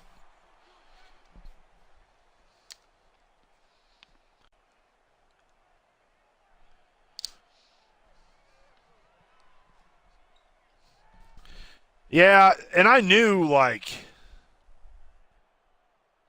I hadn't read the comics, but I knew how Glenn died in the comics, so I wasn't surprised. I thought they did a great job with that, and then I almost kind of felt like the show took, like, a really weird kind of turn.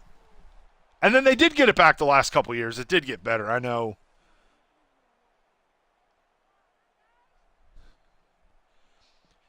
And you said it's from the 80s or it's about something that happened in the 80s?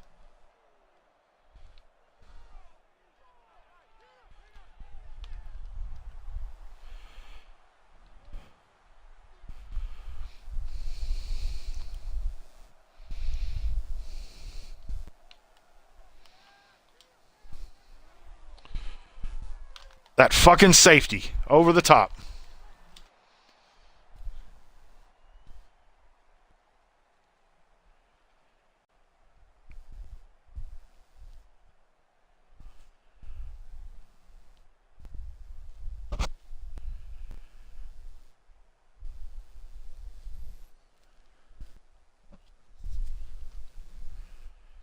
I mean, that was just dumb on our part.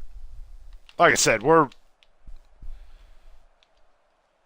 I felt like I went long periods of time in that USF game. Oh, shit.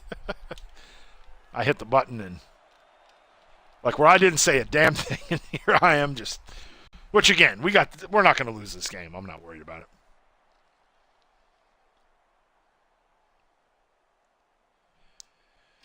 My wife watched that. That was one I never got into. The FX show.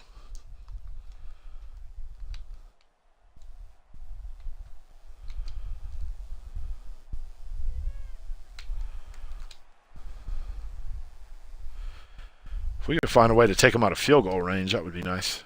They do get the ball to start off the second half. How many damn timeouts do they have this half?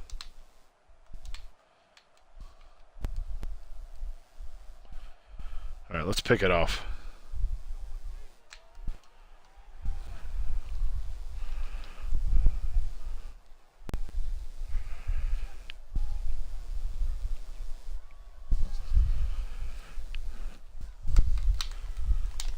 Wide ass open.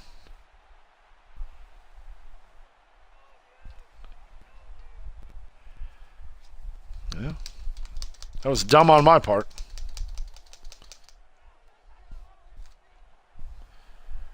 All right, let's see if we can maybe hit a home run here.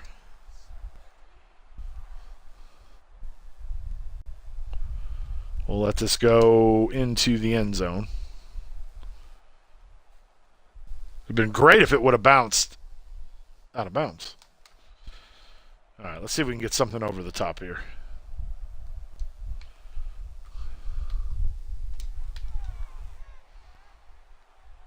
Oh, flag. I like it.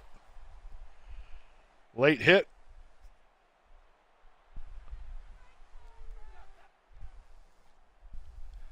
Yeah, we're not going to end it there.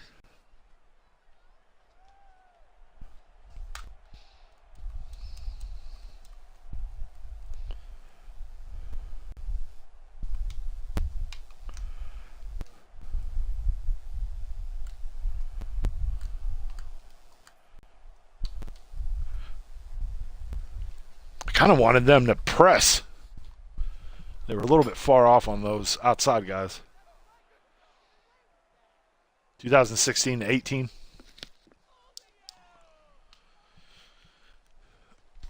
Still not pressing us. That's all right.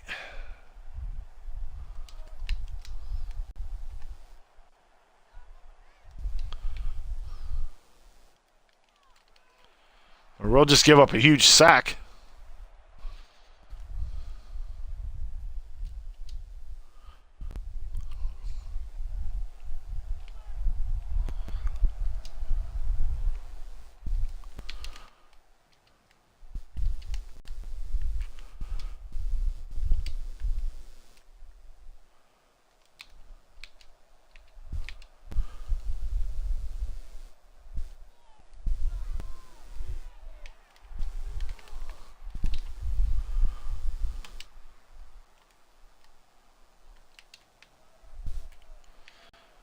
If you guys are just joining us, whether on Twitch or YouTube, thank you for joining us. If it's your first time here, welcome to the channel. Don't be shy. Hop in the chat, say hi, let us know where you're watching from.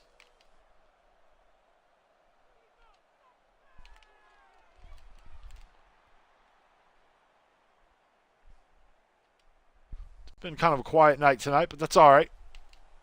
We had a sweat fest in our first game of the year, our first game of the night. But now we're kind of screwing around, having some fun. Should be up at least another 10 to 14 points, but I have run one back this year.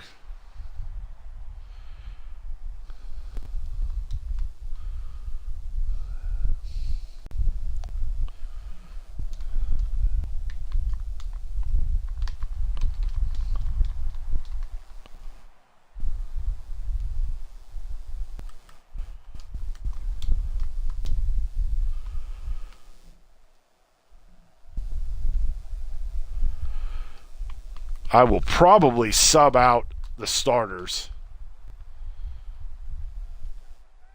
in the fourth quarter because our depth is not very strong right now. We'll get it up. We'll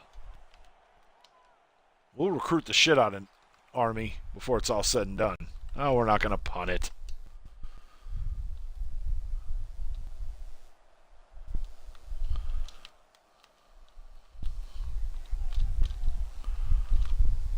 Oh, great. Top offensive weapon injured.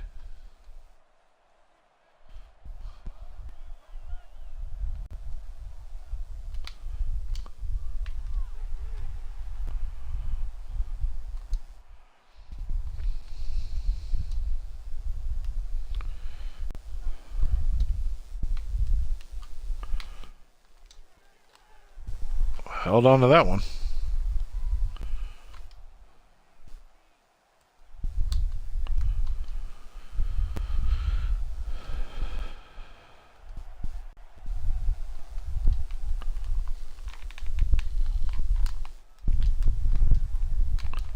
Damn. He gets dropped.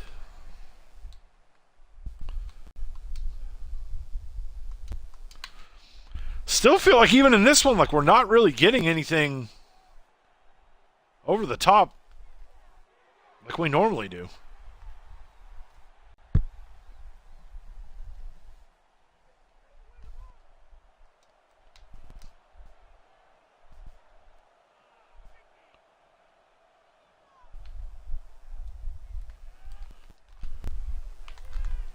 Touchdown.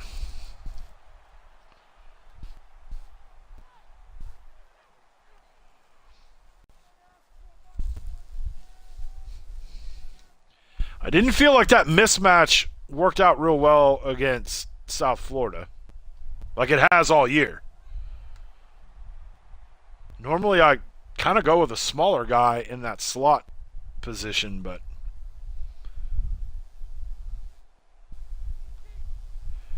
it's worked really well having a 6'5" guy there in the slot. Also probably my fastest receiver.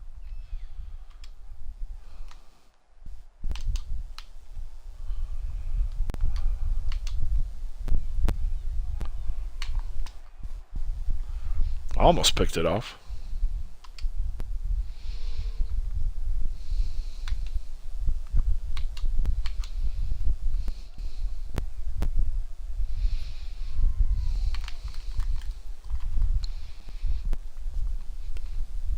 I mean, this option is just like straight up the middle. They're not even trying to get to the edge.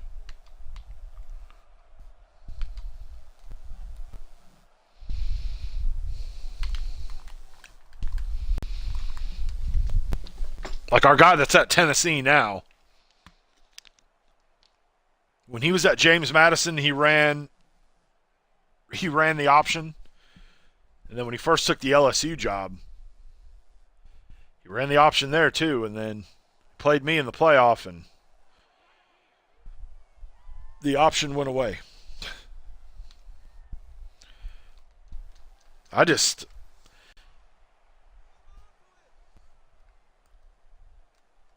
I would do the option a lot more like back in the day. I just can't do it now.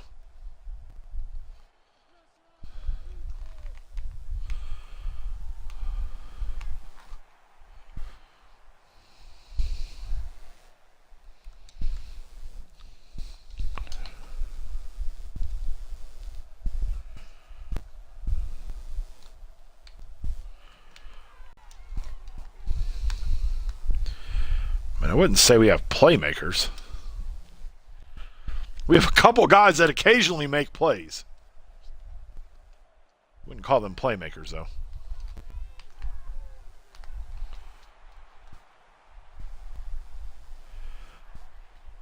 $34 yards on the day.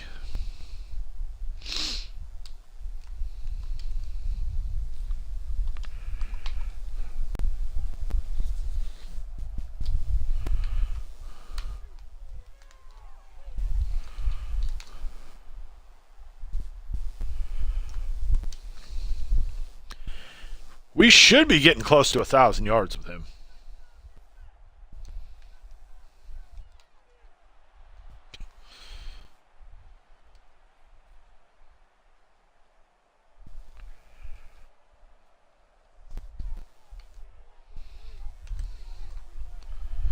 Nope.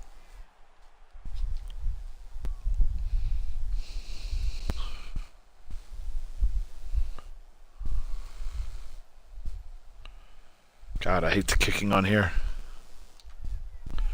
Missed it. Son of a bitch.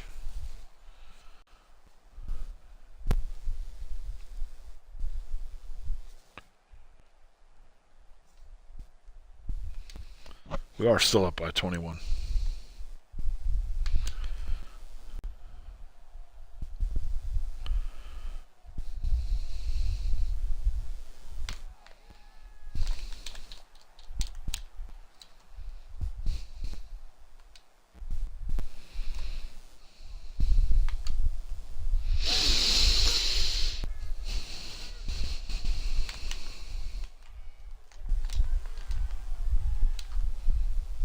We got lucky there that he didn't turn up field.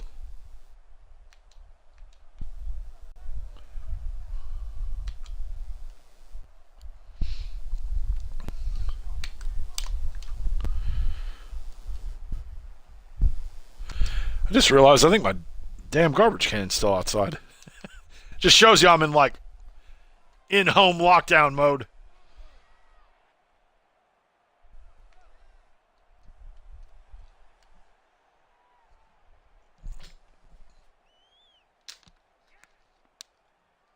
Sharky's coming in with the raid. I appreciate it, buddy.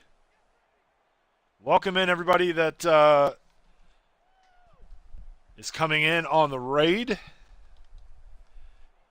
We are wrapping up year one at Army. We retired after 10 years at MTSU. Shit.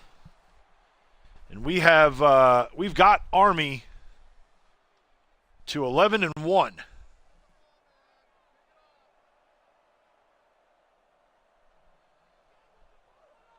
The first game of the night, South Florida, was kind of a sweat fest. We had they're going to get hit. We got down 14 right before halftime. Scored the first possession of the second half. Made South Florida go 3 and out. Like, defense was on point. Next possession, we score again, tie it. They go down, take the lead. We tie it up again. They take the lead again. We tie it up. They go down under. I don't even know what the hell I'm doing. I'm sitting here talking, not even paying attention.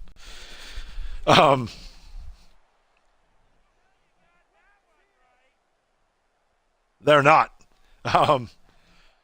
But under 3 minutes, they were in the red zone and threw an interception. I ran it back about 40 yards.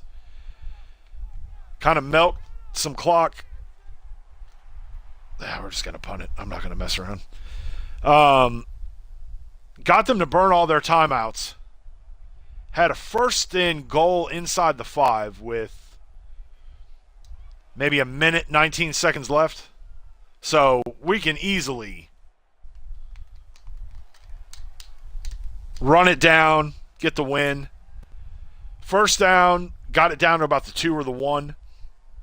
Then they had an injury. Of course, the clock stopped. So it was like 30-something seconds left. Second down, I went to try not to score, but they tackled me into the end zone. They were able to get it down inside like the 15, but ran out of time, and we squeaked out a win. But with that win, we did manage to get the 12th spot as of now in the playoff. So we'll see. We'll see what if we can hold on. We play UTSA in, and they are ranked. I think they're in the 20s. We'll play them in the conference, American Conference Championship. So if we can hold on,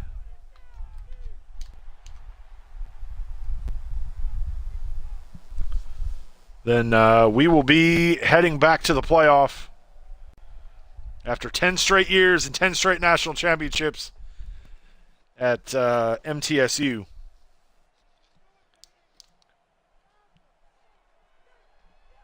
Who they are undefeated and in the playoff currently as well. So it would be great if we don't make it. It'd be great if they go on a run and win another national championship without me.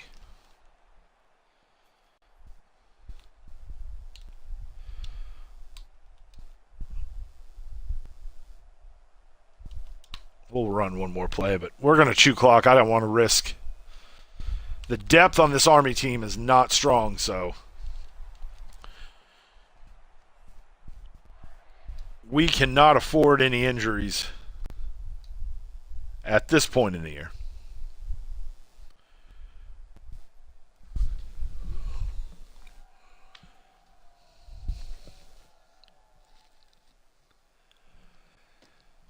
Yeah, I mean, we turned them into a football power. Like, 10 years, I didn't lose a game. And I kind of felt bad for the other guys in the dynasty. Because they would have great years. And in a lot of situations, like, they would be years that if I wasn't in the... Damn, I got hit again. wasn't in the playoff, they would probably have a legitimate shot to win a national championship. But and LSU is still the guy that's at Tennessee. That's where he was before, and I actually kind of think that they are better. Holy shit! I kind of feel that they're better now that the computer's controlling them.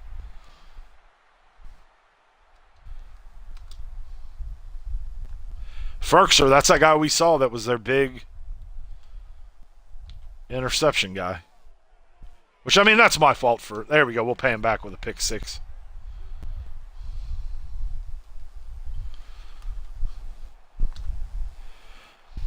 I think that's interception like 9 on the year.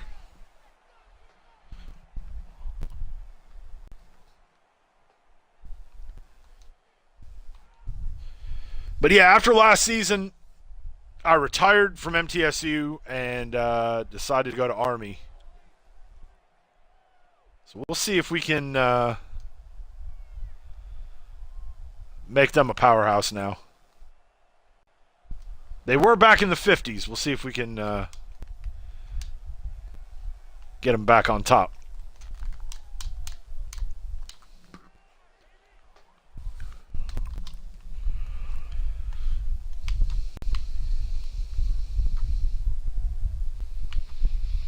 But I appreciate the raid, and I appreciate everybody for coming over from your stream. Hope you guys are all having a great night.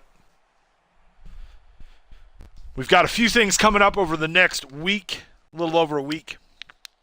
Saturday night here on Twitch as well as YouTube, we will be doing a live reaction stream to the Elimination Chamber this Saturday night.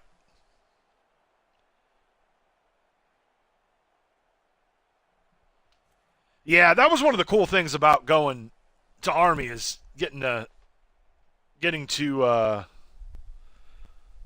do this game every year and being the only game on the schedule this last week. But yeah, we'll have that Saturday night during Elimination Chamber. We did it for the Royal Rumble and Survivor Series on YouTube. Now that I've got the ability to stream to both places at the same time, we'll be doing it here on Twitch as well. He's just going to go, isn't he? And then next Thursday night, we will have, for the release of WWE 2K25, we'll do a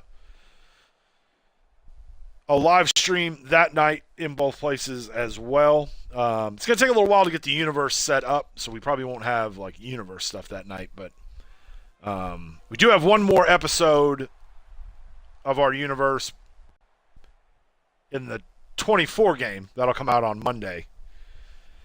And we've got a nice little cliffhanger that I think is going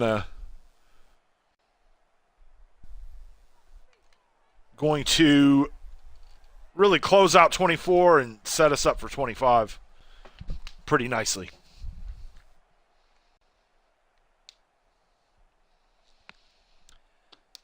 I think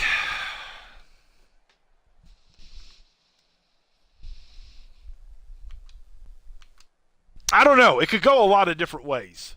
I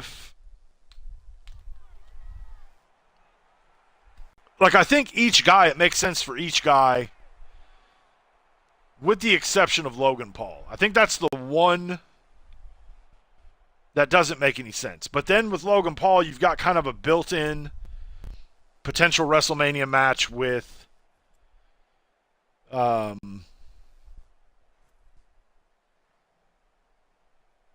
CM Punk. Punk makes sense to win it because obviously the whole never main eventing a WrestleMania. But I could also kind of see them like where he misses out on it again or gets screwed out of it again or whatever. I could see that happen. Sammy, what's going on, man? I haven't fully decided yet. I haven't pre-ordered it yet. Last year, after the debacle that was the 30 years of WrestleMania, I said I was not going to get that version again. Oh! But I don't know. I haven't really fully decided yet. Because all that, like the island shit, like that's not a mode that I really am probably not going to mess with, but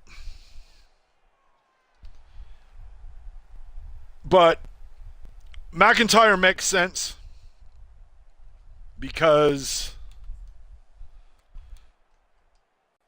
you put him and Priest. I don't see Priest being the guy,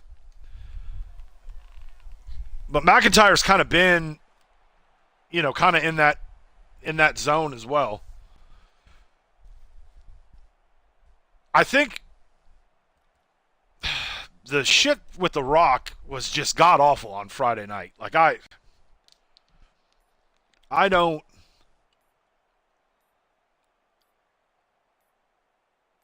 Seth, I forgot about Seth. See, I'm not paying attention again. That's okay though. We got this one locked down. But it was horrible. And I used to love The Rock. But this is already like the second year in a row that like it's just doesn't work. Can we pick it up on the ground? Yeah, we will. Damn. Whoop. Nope. Like it's terrible. And I know, and again, I'm not I've gotten, as time goes on, to not be a big fan of the TKO stuff. I'm not.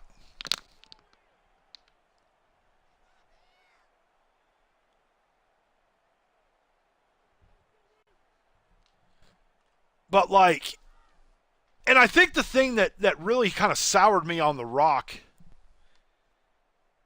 outside of wrestling, like, for the longest time, if you would see the stuff that he would put on social media and stuff, like, I always kind of felt like he was very genuine.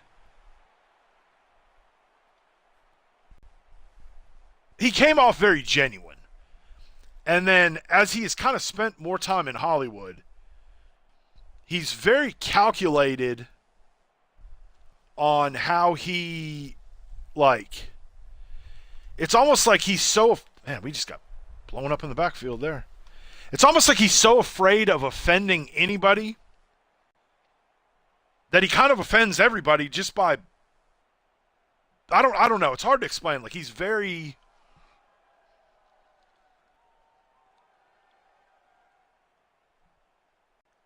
it's a weird thing with him. And I know for a fact last year when he got the backlash that he did not sit well with him at all. And then, like, he cuts this weird promo in the ring last week where he's bouncing back and forth between, like, the People's Champ Rock and Final Boss Rock, and he's trying to be, like, complimentary, but then he's also trying to be a dick. Like, it's weird. But the whole thing with TKO, like, I would have much rather, I mean, don't get me wrong, WWE would do a lot of, like, strange shit being a publicly traded company, but like, it's different with Endeavor, it's different with TKO. Like, I would have much rather them see them, like, pull out of the be a private company again. Again, it's tough to put that toothpaste back in the tube, but like, it's too much of a money. It's all about the bottom line now. It's not a family business anymore. Even the years from when they went public up until a year ago when TKO took over, Um, I still think that there was an element of running it like a family business with a lot of shady shit going on as well. I mean, again, you can't. But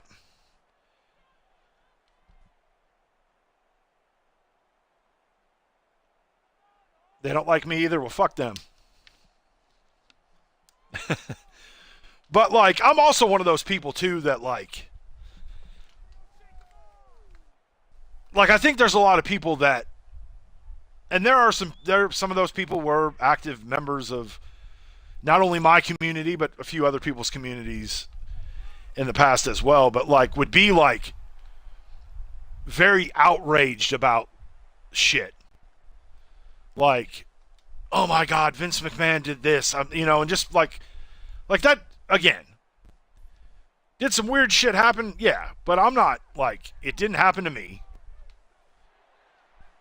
Like, I don't know. It's not like where I'm losing any sleep over any of that shit. Like, I'm also smart enough that, yeah, it's probably not a dude that I would like if I had a sister, want my sister to be hanging around with in Vince. Or somebody like that, but like I'm smart enough to know that.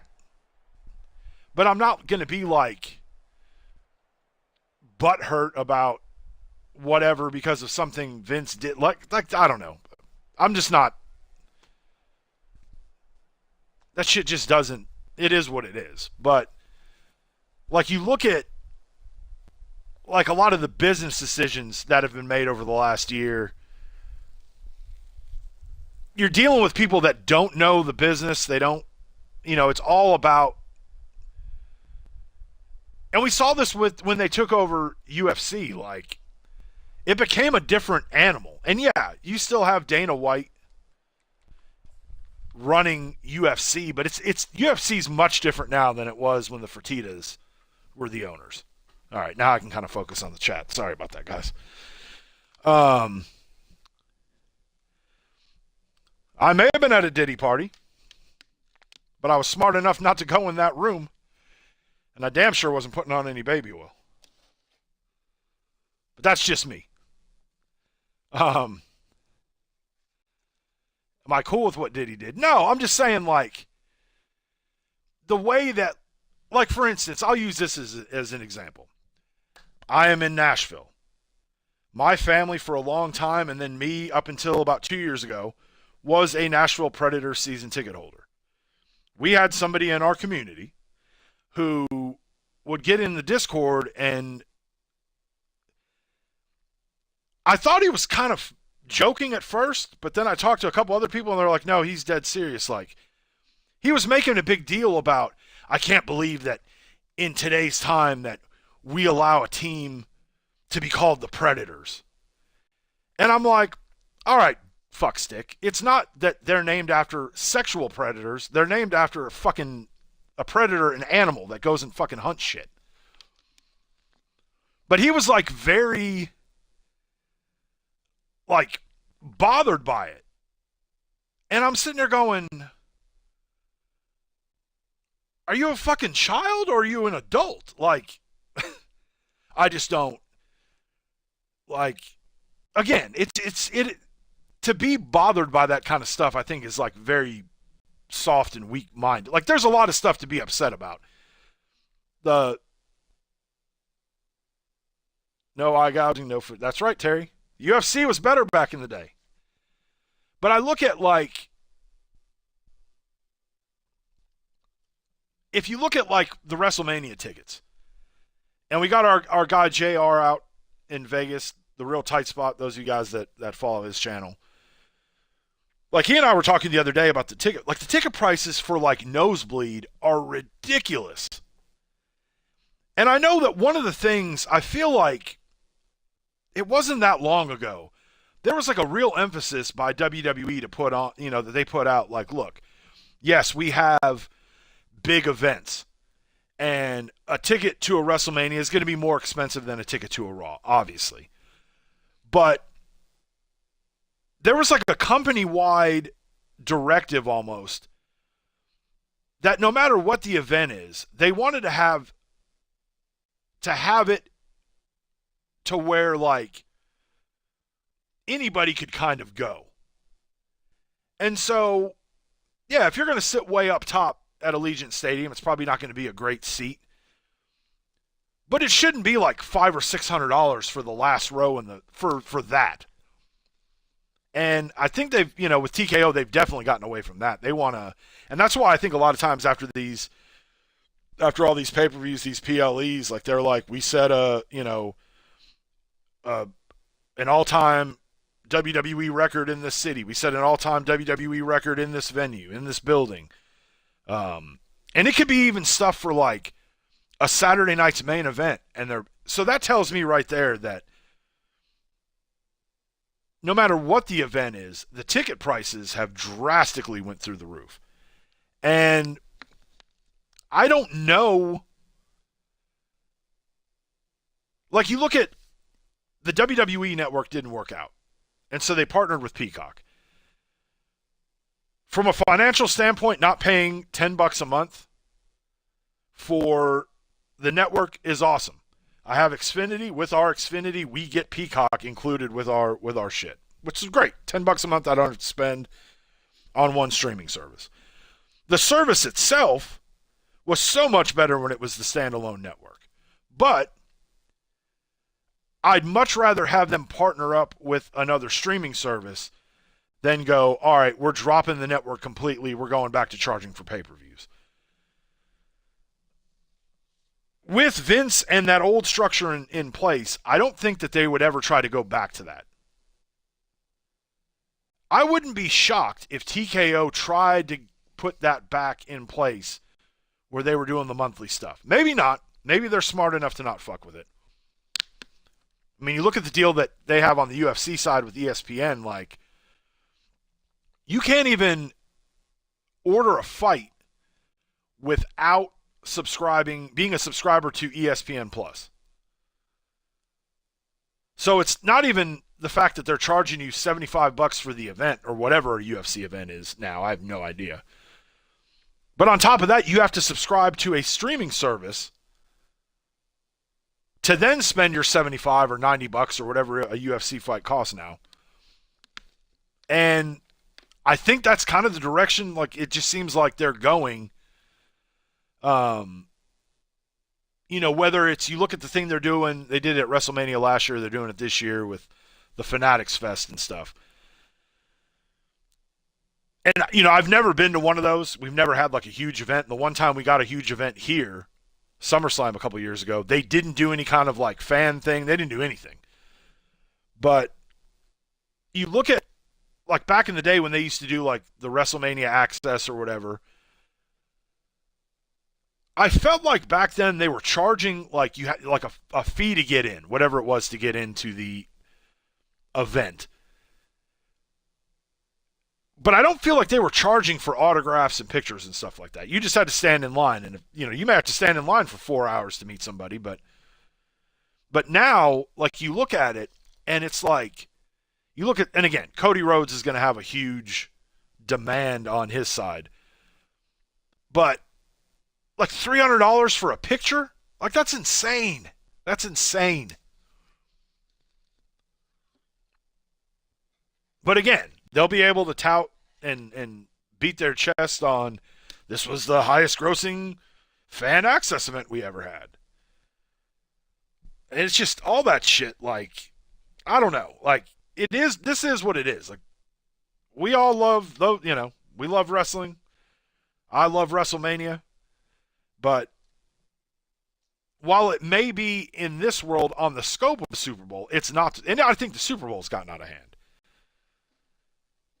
Where it's all, very few fans, less and less fans every year, and more like corporate ticket holders that are, because people can't, the average fan can't afford $2,500 or $3,500, whatever it is, for like the average ticket price. So I don't know. I'm sometimes those types of moves might be good financially. I have no doubt that they're good financially, but you're gonna, and again, like maybe you're bringing in some new people with the Netflix stuff or whatever, but like we're not talking about a fan base that's like a very rich. I mean, some are, but like, and so I think when you ultimately like price people out of your events, I don't know, because I think too, like if you're taking a family, if you're taking kids, like there's nothing like being there live. There isn't, but I don't know. I mean, I guess if you could just sit at home and watch it on Peacock or watch it on Netflix or watch it on that, then it's kind of crazy. But I think I would have much rather seen them go private and then just keep doing what they're doing. I mean, they signed this huge deal with Netflix that has nothing to do with TKO at all. It doesn't. They would have signed that big deal regardless of who was in charge. So I don't know that really makes much of a difference. To get back to your question about the Elimination Chamber and the weirdness that was the Rock interview, I think what we're going to find, there's no way in hell that Cody is going to give his soul to the Rock. That's just stupid anyway. And if that's the best that Rock and Brian Gewirtz can come up with, then TKO is dumb for trotting him out every year because that's just stupid. Like, I'm watching it. And again, I look at wrestling a lot different than most people. But I'm watching it and I'm going, I don't know that like this makes any damn sense whatsoever. But I did kind of feel that leading up to the Rumble, you kind of started to see a few things kind of develop. And I kind of half expected a faction to start between McIntyre and Seth and Kevin Owens and maybe a fourth guy. Because while they were all kind of doing their own thing, they were all kind of doing the same thing in their own different ways.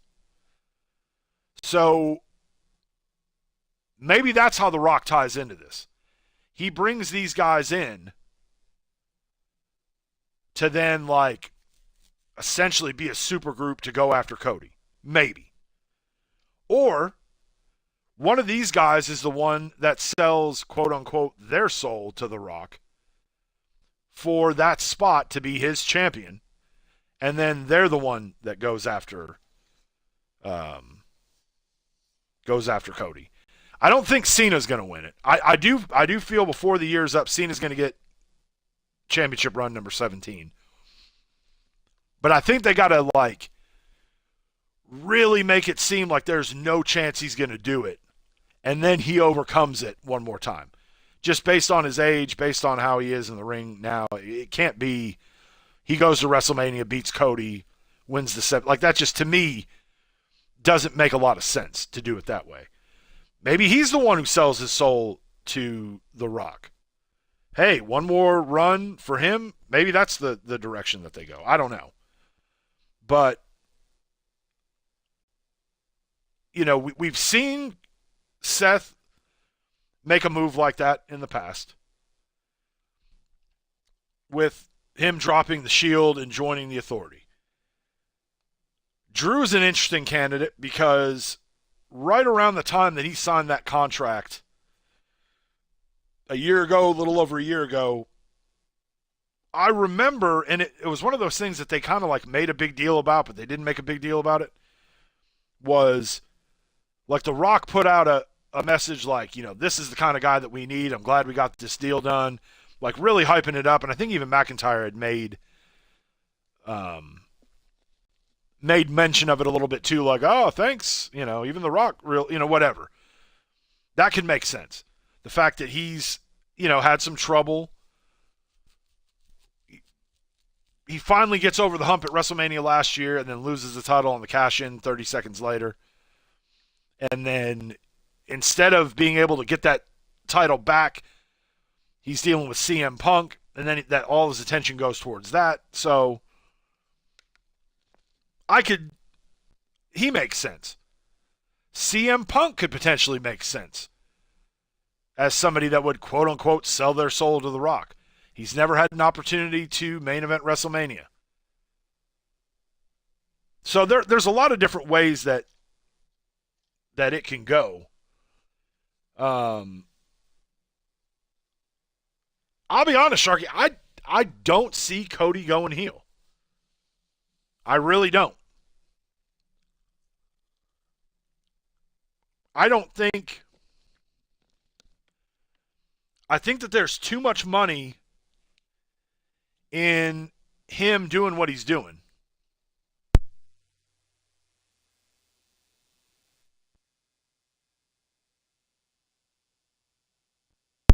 Now, does that mean that they won't do it at all? Like they never did with Cena? I don't know. But I just, he's the first face since Cena that has gotten the reaction that he has. And I know, based on how the tail end of AEW went, where everybody wanted him to go heel, he was dug in and was like, I'm not going to be a heel. And I almost think it would have made more sense for him to turn heel there, and he didn't. I don't know.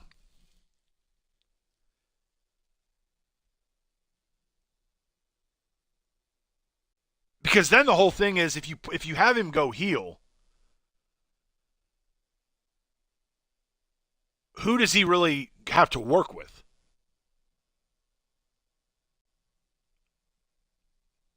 I mean, at some point, they're going to make Braun Breaker a face. But I almost think to do that, it's got to be against a Gunther or something like that.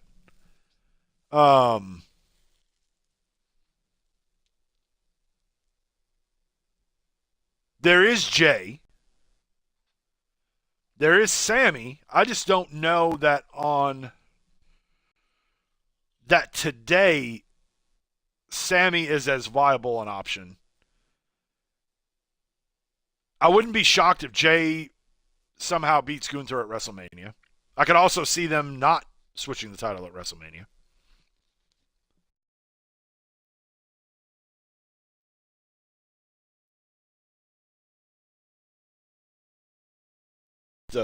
Oh, there we go. Controller cut out on me. How these next 8 or 9 weeks goes. Again, could be wrong. Maybe,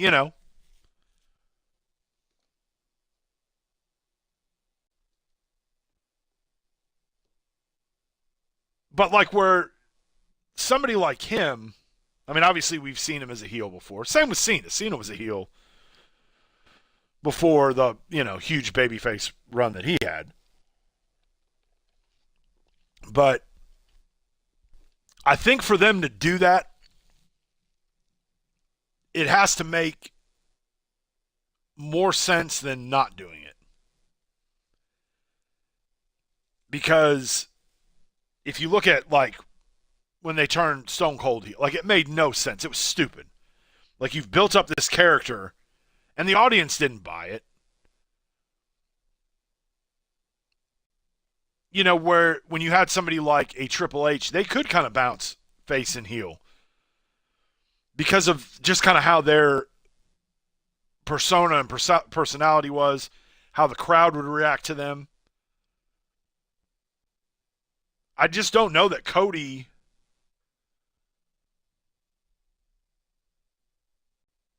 where like with Cena,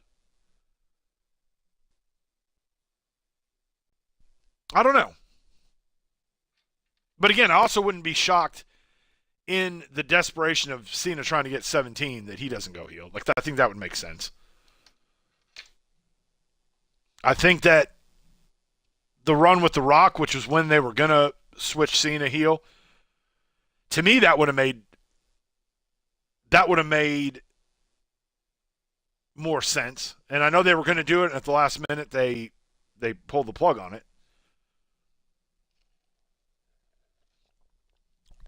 But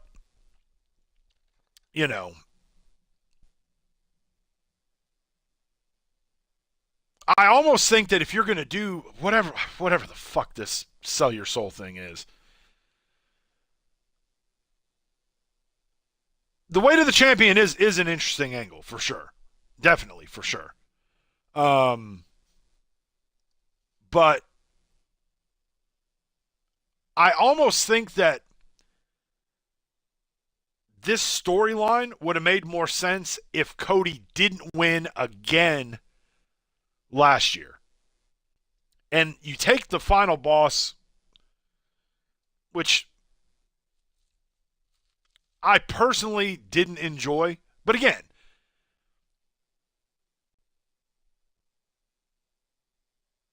for somebody that was a Rock fan for a long time,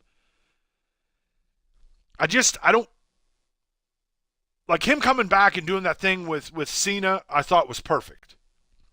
Him popping back up and the way that everything kind of unfolded last year just didn't work for me.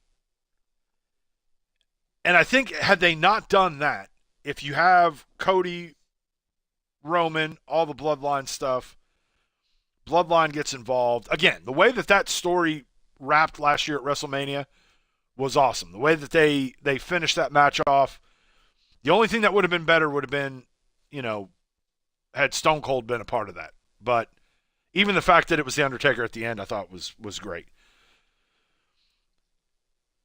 But that was a situation where, like, I felt like Act 1, 2, and almost all of 3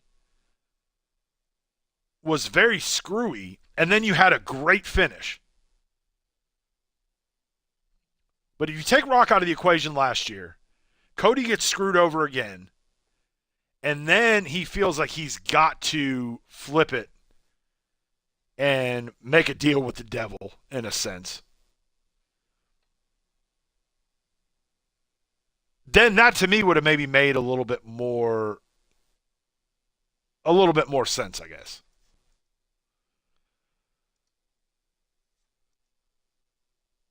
But I don't know. I mean, we'll see. Like, but that, and I didn't watch the press conference, but that whole, like, I don't even know where I was Friday. I didn't watch SmackDown live. I watched it. Like, I started it maybe a half hour or hour after it had ended. And I just, like, once that segment was going on, it was weird, and I just kind of, like, stopped the DVR, and I was like, what the hell is that? Like, what did I just watch? Like, it just didn't, like, and there's nothing in there that makes me go, oh, man, maybe there's something, like, I don't feel like there's anything in what they did. And I could be wrong.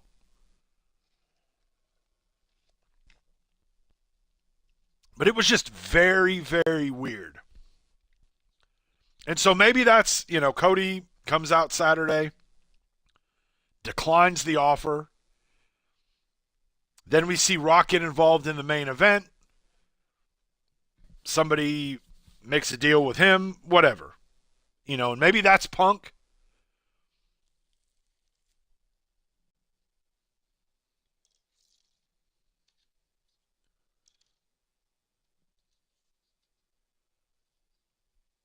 Or maybe they just throw a wrench at everything and it's Logan Paul that makes the deal with him.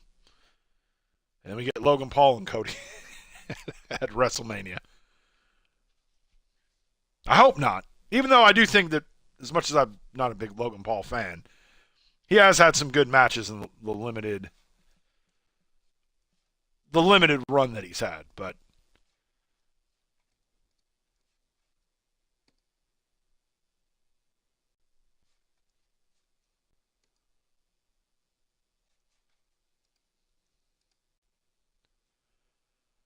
all right, so let's see. I don't think there's anything I can do.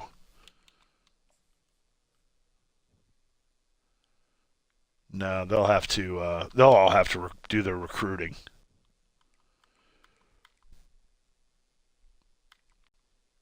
So if nothing else, we should have solidified our spot. Yeah, I where they're going to go with it,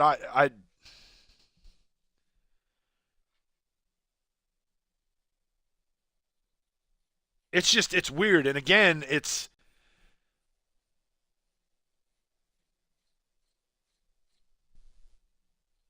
but I almost think like the whole deal with The Rock, even last year, like they bring him in, he's on the board, and then like he's got the rights to his name, which is fine. I mean, I don't. No, not at all. Not at all. And it could have went bad last year. Had they stayed the course with the stuff with Rock,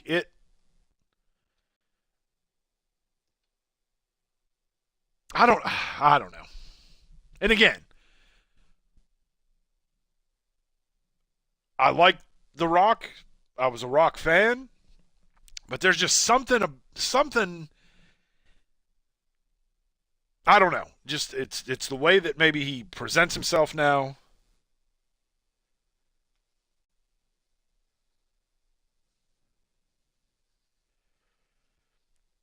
And again, like for whatever, like they feel, well, we almost, if we're going to do this Roman Rock match, we almost kind of have to do it. Why?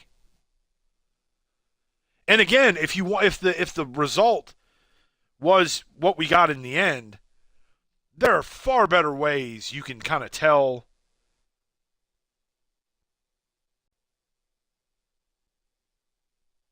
that story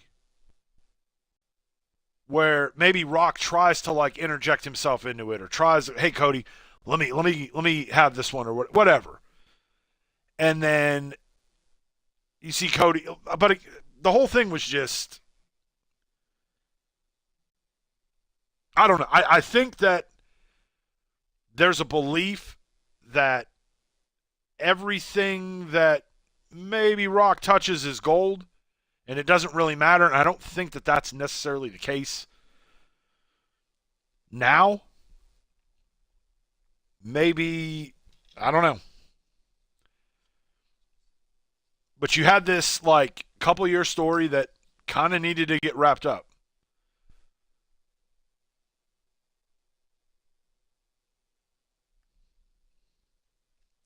Because then all this whole thing too, like you have him come out, all the weird stuff that happened on the first Netflix episode where he like, you know, like he had like right after WrestleMania he comes out and he whispers something in Cody's ear, and then that kind of got dropped. Like, well, we'll get the answer to that somewhere in the future, and then he pops back up at the first Netflix thing, and that thing was really weird, the way that went down, because then it felt like, all right, well, now they're past all this stuff.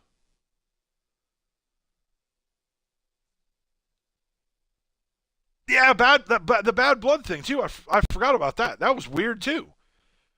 But he's got a farm right outside of Atlanta, so that's probably why he made an appearance there. But like that didn't make any sense. Shows up on the first Netflix, and then it's like, well, they've buried the hatchet. They're friends now, or whatever. Then he comes out on SmackDown, and it's this weird. Like it's just weird. The whole thing is weird. And I don't think it's a thing of like, well, you need to suspend your disbelief. Like, I can suspend a lot of shit. I don't know that there's a scenario that that I'm going to be like, that makes sense. Maybe, but I'm not feeling it if that's the case. But for sure, this year's like the build and everything just doesn't seem like as big of a deal. Um, and it's beyond Cody. It's the Gunther stuff. It's everything. I kind of feel is not as like on point as it was going into last year's WrestleMania. And again, not every WrestleMania is a you know great culmination of like all these great moments. Like sometimes WrestleManias aren't as great as others, and maybe this is going to be one of those years that's the case. I don't know. But all right, well, I think that I am going to get out of here. We're going to shut it down over on YouTube. So all of you guys have been hanging with us on the YouTube side. Appreciate you guys being here. Join us on Saturday. If you're watching here on YouTube, you can join us here on YouTube or over here on Twitch. And we will be doing a live reaction stream during Elimination Chamber, and then we'll be doing a launch night stream of 2K25 next Thursday night. So